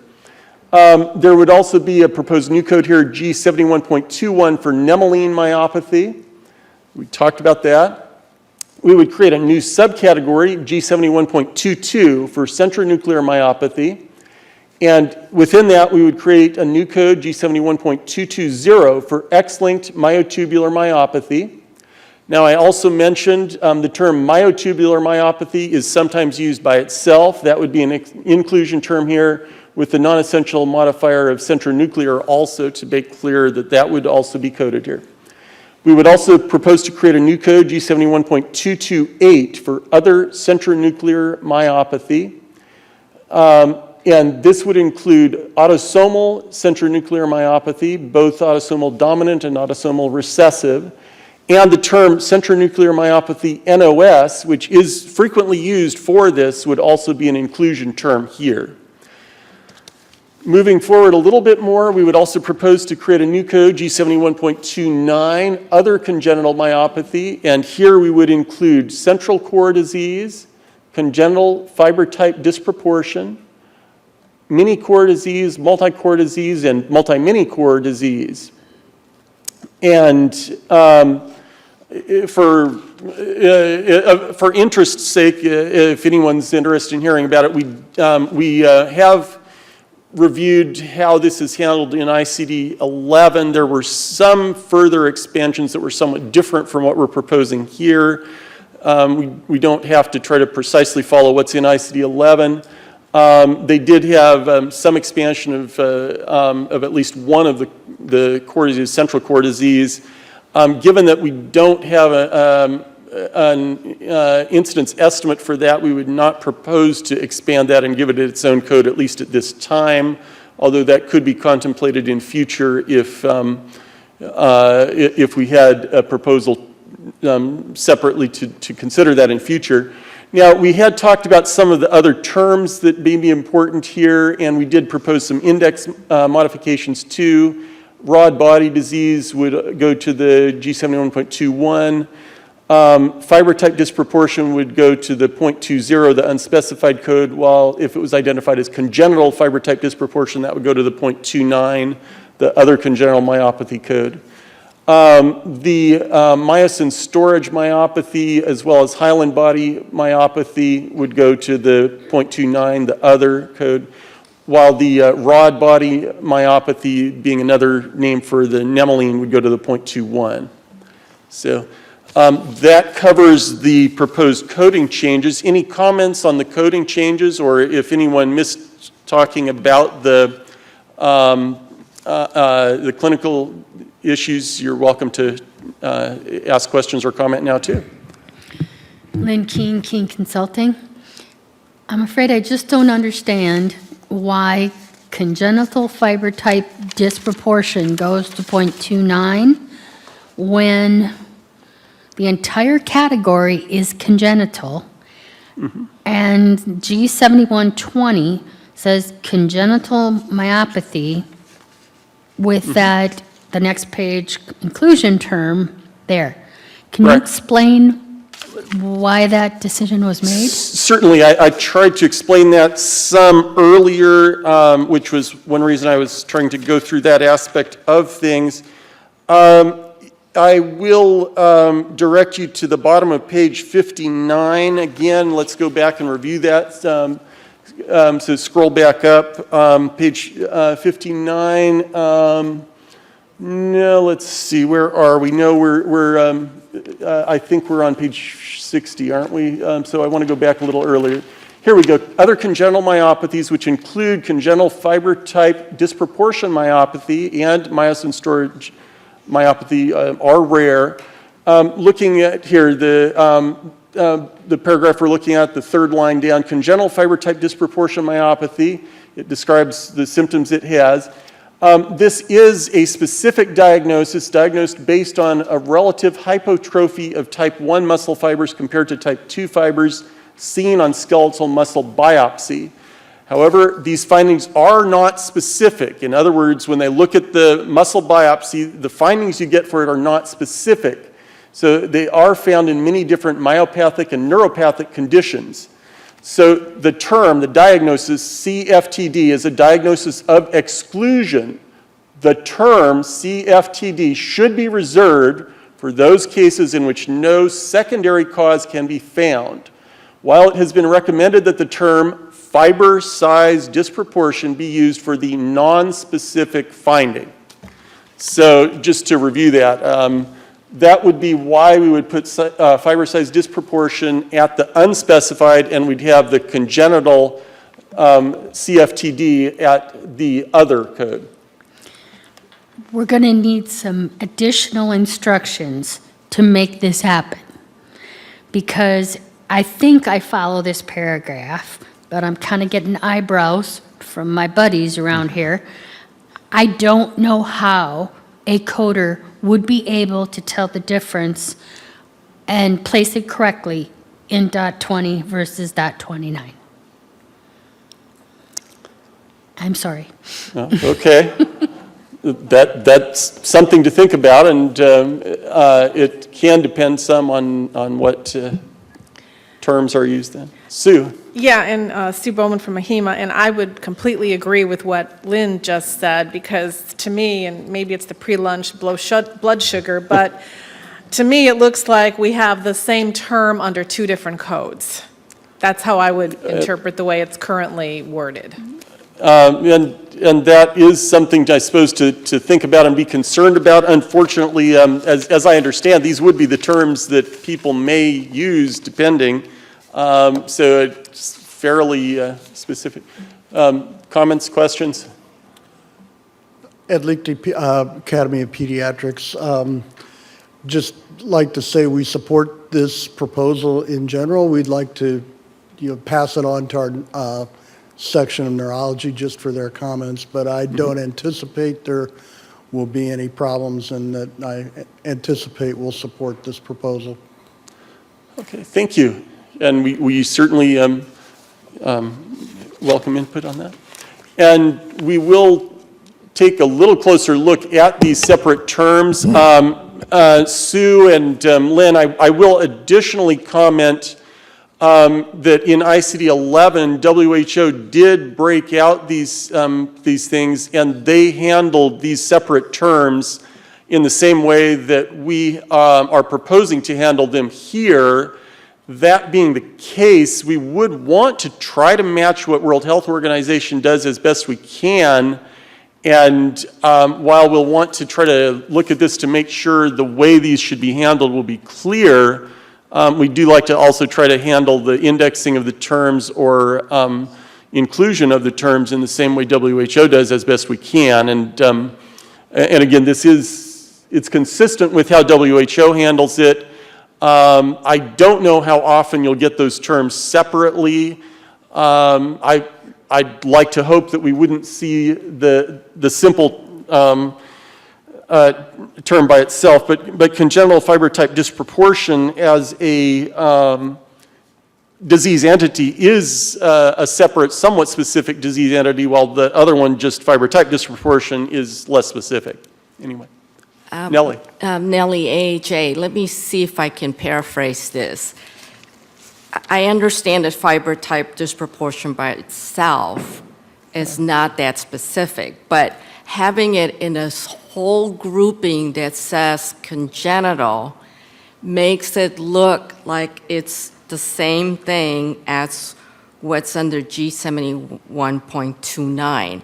So to me as a coder, I'm already seeing the same thing that Lynn and Sue are saying, that it looks like it's the same condition going into two different codes, one saying it's unspecified and the other one other. So, I don't know how we can fix it, but I can tell you if we are sitting here and we're having problems, this is going to come up. So either fiber type disproportion by itself, it's not congenital, but it sounds like it is. Or, Yeah. I don't know how you break this conundrum, but right now, I think for us coders, this is an overlap. Help? That is a good question, and it could depend on just how this was reported. Certainly, I'll let you jump in, definitely. I think the answer lies entirely in the first word, which is congenital, so age of onset. So congenital fiber type disproportion, in the way that neurologists use it, uniquely refers, there are two muscle fiber types, 1 and 2, and this terminology refers to smallness of type 1 fibers. If an adult has an injury to a nerve after a car accident and there is atrophy of the muscle, you can have fiber type disproportion, which is the result of a totally different injury. That is age nonspecific. So CFTD is uniquely referring to an onset in infancy with smallness of type 1 muscle fibers. That inclusion term? So the CFTD, but the other description I would say is not necessarily tied to an age. So the fiber type disproportion, that is the very top thing on the screen here, that's the piece that should not be here, if we're understanding her correctly. That's a form. Right, yeah. Because it's under G7120, which says congenital for a title. So Right. if it's due to an injury to a nerve, it doesn't belong there. Well, that would be something else, true, yeah. And it is a somewhat nonspecific finding. I think and part of this is somewhat problematic, that's certainly the case. You could, on initial diagnosis, I believe, have a suspected congenital myopathy, and you might have fiber type disproportion noted as one of the findings, potentially together with other findings. And so that might be reported initially before having a definitive diagnosis. At that point in time, it would be appropriate to use the unspecified code, but that person might go on to be diagnosed with, say, Nemeline myopathy, in which case that would be the appropriate code to use. So just the term fiber type disproportion by itself, even if together with the term, say, congenital myopathy with biopsy showing fiber type disproportion, that would still just be an unspecified congenital myopathy. On the other hand, if a neurologist sees a patient and says, this person has congenital fiber type disproportion, those terms together, then that would be an other congenital myopathy. So we're looking fairly specifically at the combination of words that's being used here. It is a little bit problematic, I suppose, and we may need to do some kind of guidance on this because, again, this is consistent with how this is handled with these exact terms in ICD-11. And that the terms are handled differently in just exactly this same way. So June Bronner with IMO, and I think it is as I have heard, a lot problematic because we're having the discussion here, but clinically, if these are two different things that have similar verbiage, then we need to look at that and have that clearly identified, because everything that you've just talked about, where it starts in one place, it advances, or it's from an injury, that type of information's not easily identified, readily available. When you're looking at how the coding system is classifying these, it does appear to be very much the same clinical condition in two different codes, which is very problematic. So I just and it's at least somewhat problematic, but it's something we'll be willing to look at further. I don't know how differently we could handle it, but it is something that we'll likely need to come back and get more instruction, at least, I suppose, from and what I guess we're saying. the other piece is if the first piece is really more of an abnormal finding and not a condition, is this still the right place to put it even? I don't, I'm not 100% sure, but that was the other question that came to mind, is if one is more of a finding, then I think of the signs. The one is a finding and the other is a definitive diagnosis that's made by exclusion. So that's how that works, yeah. All right, we need to wrap up. I thank you for all the discussion we have had on this. I will encourage everyone to get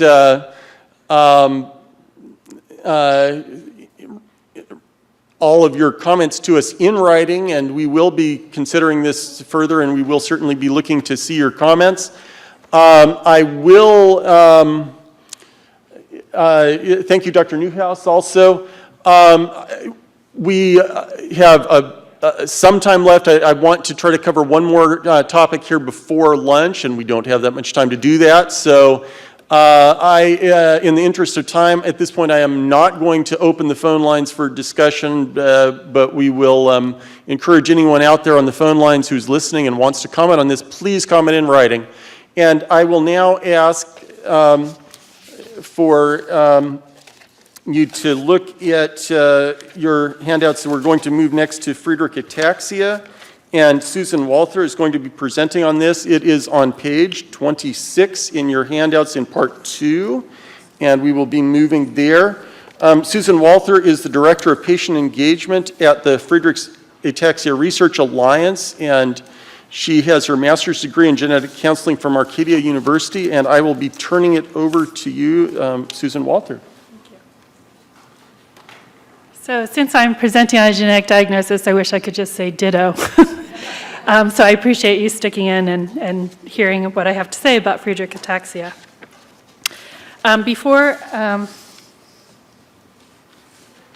Before I get to the clinical aspects of Friedreich's ataxia, I wanted to provide some background on why this code request was initiated. Under the ICD-10 system, there was a specific code for Friedreich's ataxia, which was 334.0. In the transition from ICD-9 to ICD-10, Friedreich's ataxia became grouped under early onset cerebellar ataxias under code G11.1. However, the diagnosis, the disease course, the management and treatment approach for FA have significant differences from other hereditary cerebellar ataxia conditions that are listed under G11.1.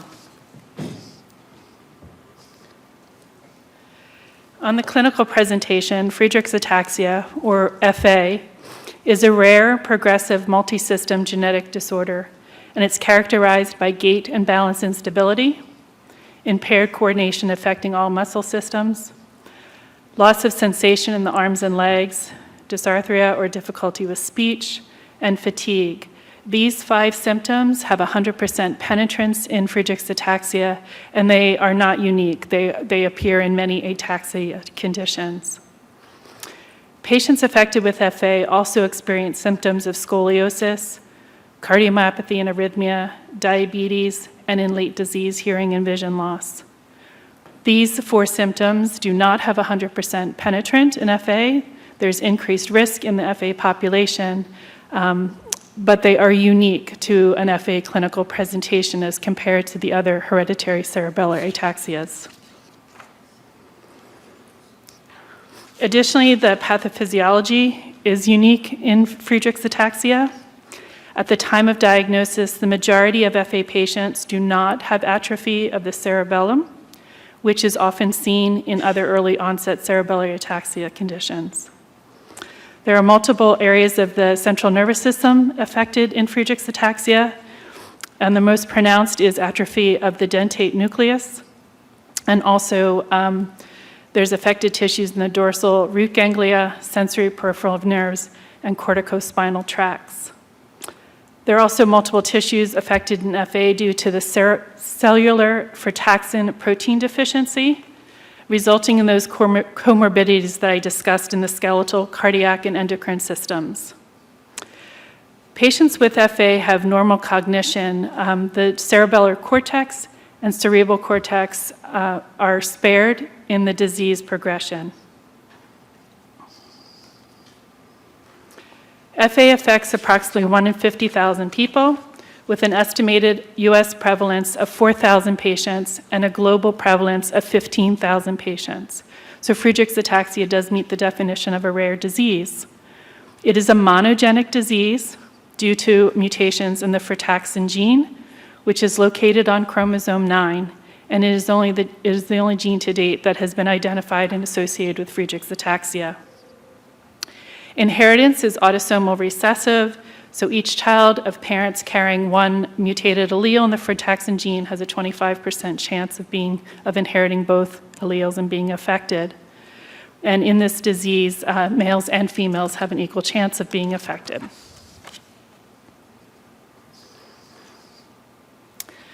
Genetic testing is the gold standard now for confirming a suspected clinical diagnosis of FA. And the most common genetic cause is a GAA trinucleotide repeat expansion in the frataxin gene.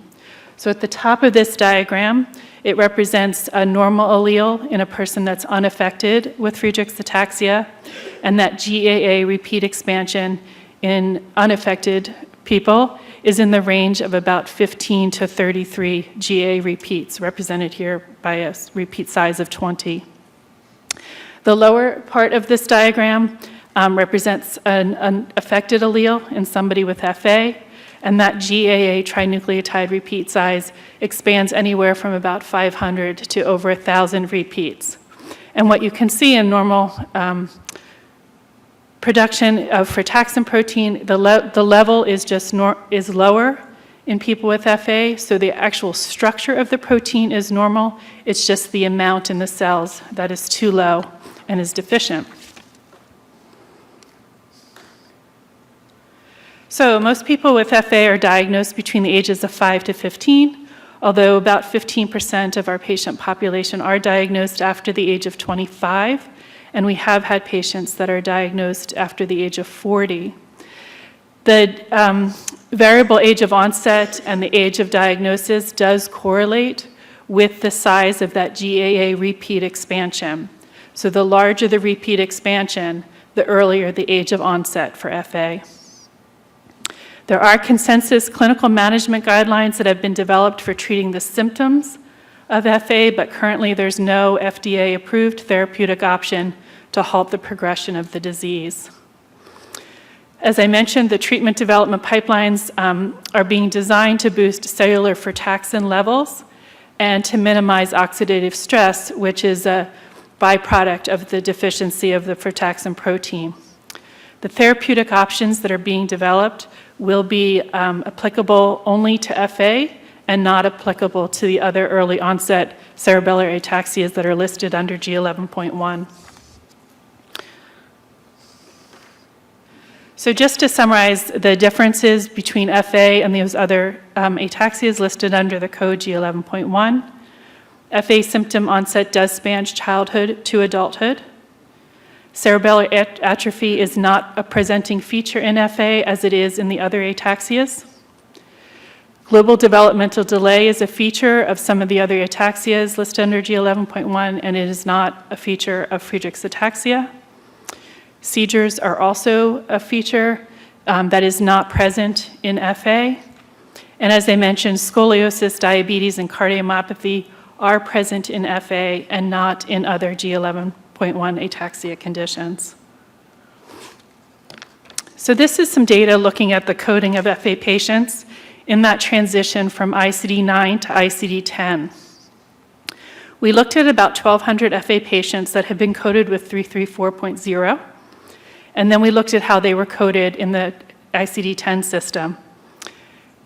We found that about 44% of those patients were correctly coded with G11.1. On the table, you'll see about a third of patients, or 32%, were coded incorrectly. The first two codes on that table, G11.9 and G11.8, describe non-specific ataxia presentations, whereas the remaining 6 codes applied are completely incorrect for Friedreich's ataxia. So this data demonstrates that the loss of an FA-specific code has led to confusion for clinicians and billing specialists. Just to summarize, the Friedreich's Ataxia Research Alliance, which is a patient advocacy organization, has the support from our key opinion leaders and our FA specialists in requesting this FA-specific code for the ICD-10 CM system. And the reason is that we know that FA has a distinct clinical course, and so a specific code will facilitate implementation and evaluation of the clinical management guidelines that are currently have been developed. Additionally, it will facilitate tracking true disease prevalence, and it will expedite payer coverage approval for drug treatments that are expected to be approved in 2020. And just as a reminder, drug treatments will not be relevant to the other ataxia conditions that are listed under G11.1. Thank you. Tracy, can we jump to page 27 in our handouts? Again, this is the part 2 handout for people following along. So back to page 27, if we can find it quickly. Just to look at things, the proposal here is to make tabular modifications at G11. At G11.1, we have early onset cerebellar ataxia. We would propose to create new codes at G11.10, early onset cerebellar ataxia unspecified, a new code G11.11 for Friedreich ataxia, which would include autosomal recessive Friedreich ataxia with retained reflexes, and also a new code G11.19 for other early onset cerebellar ataxia with the terms noted there that are the other ones we have. Those are the proposed changes. We are going to have to break for lunch very quickly. Are there any questions or comments right now?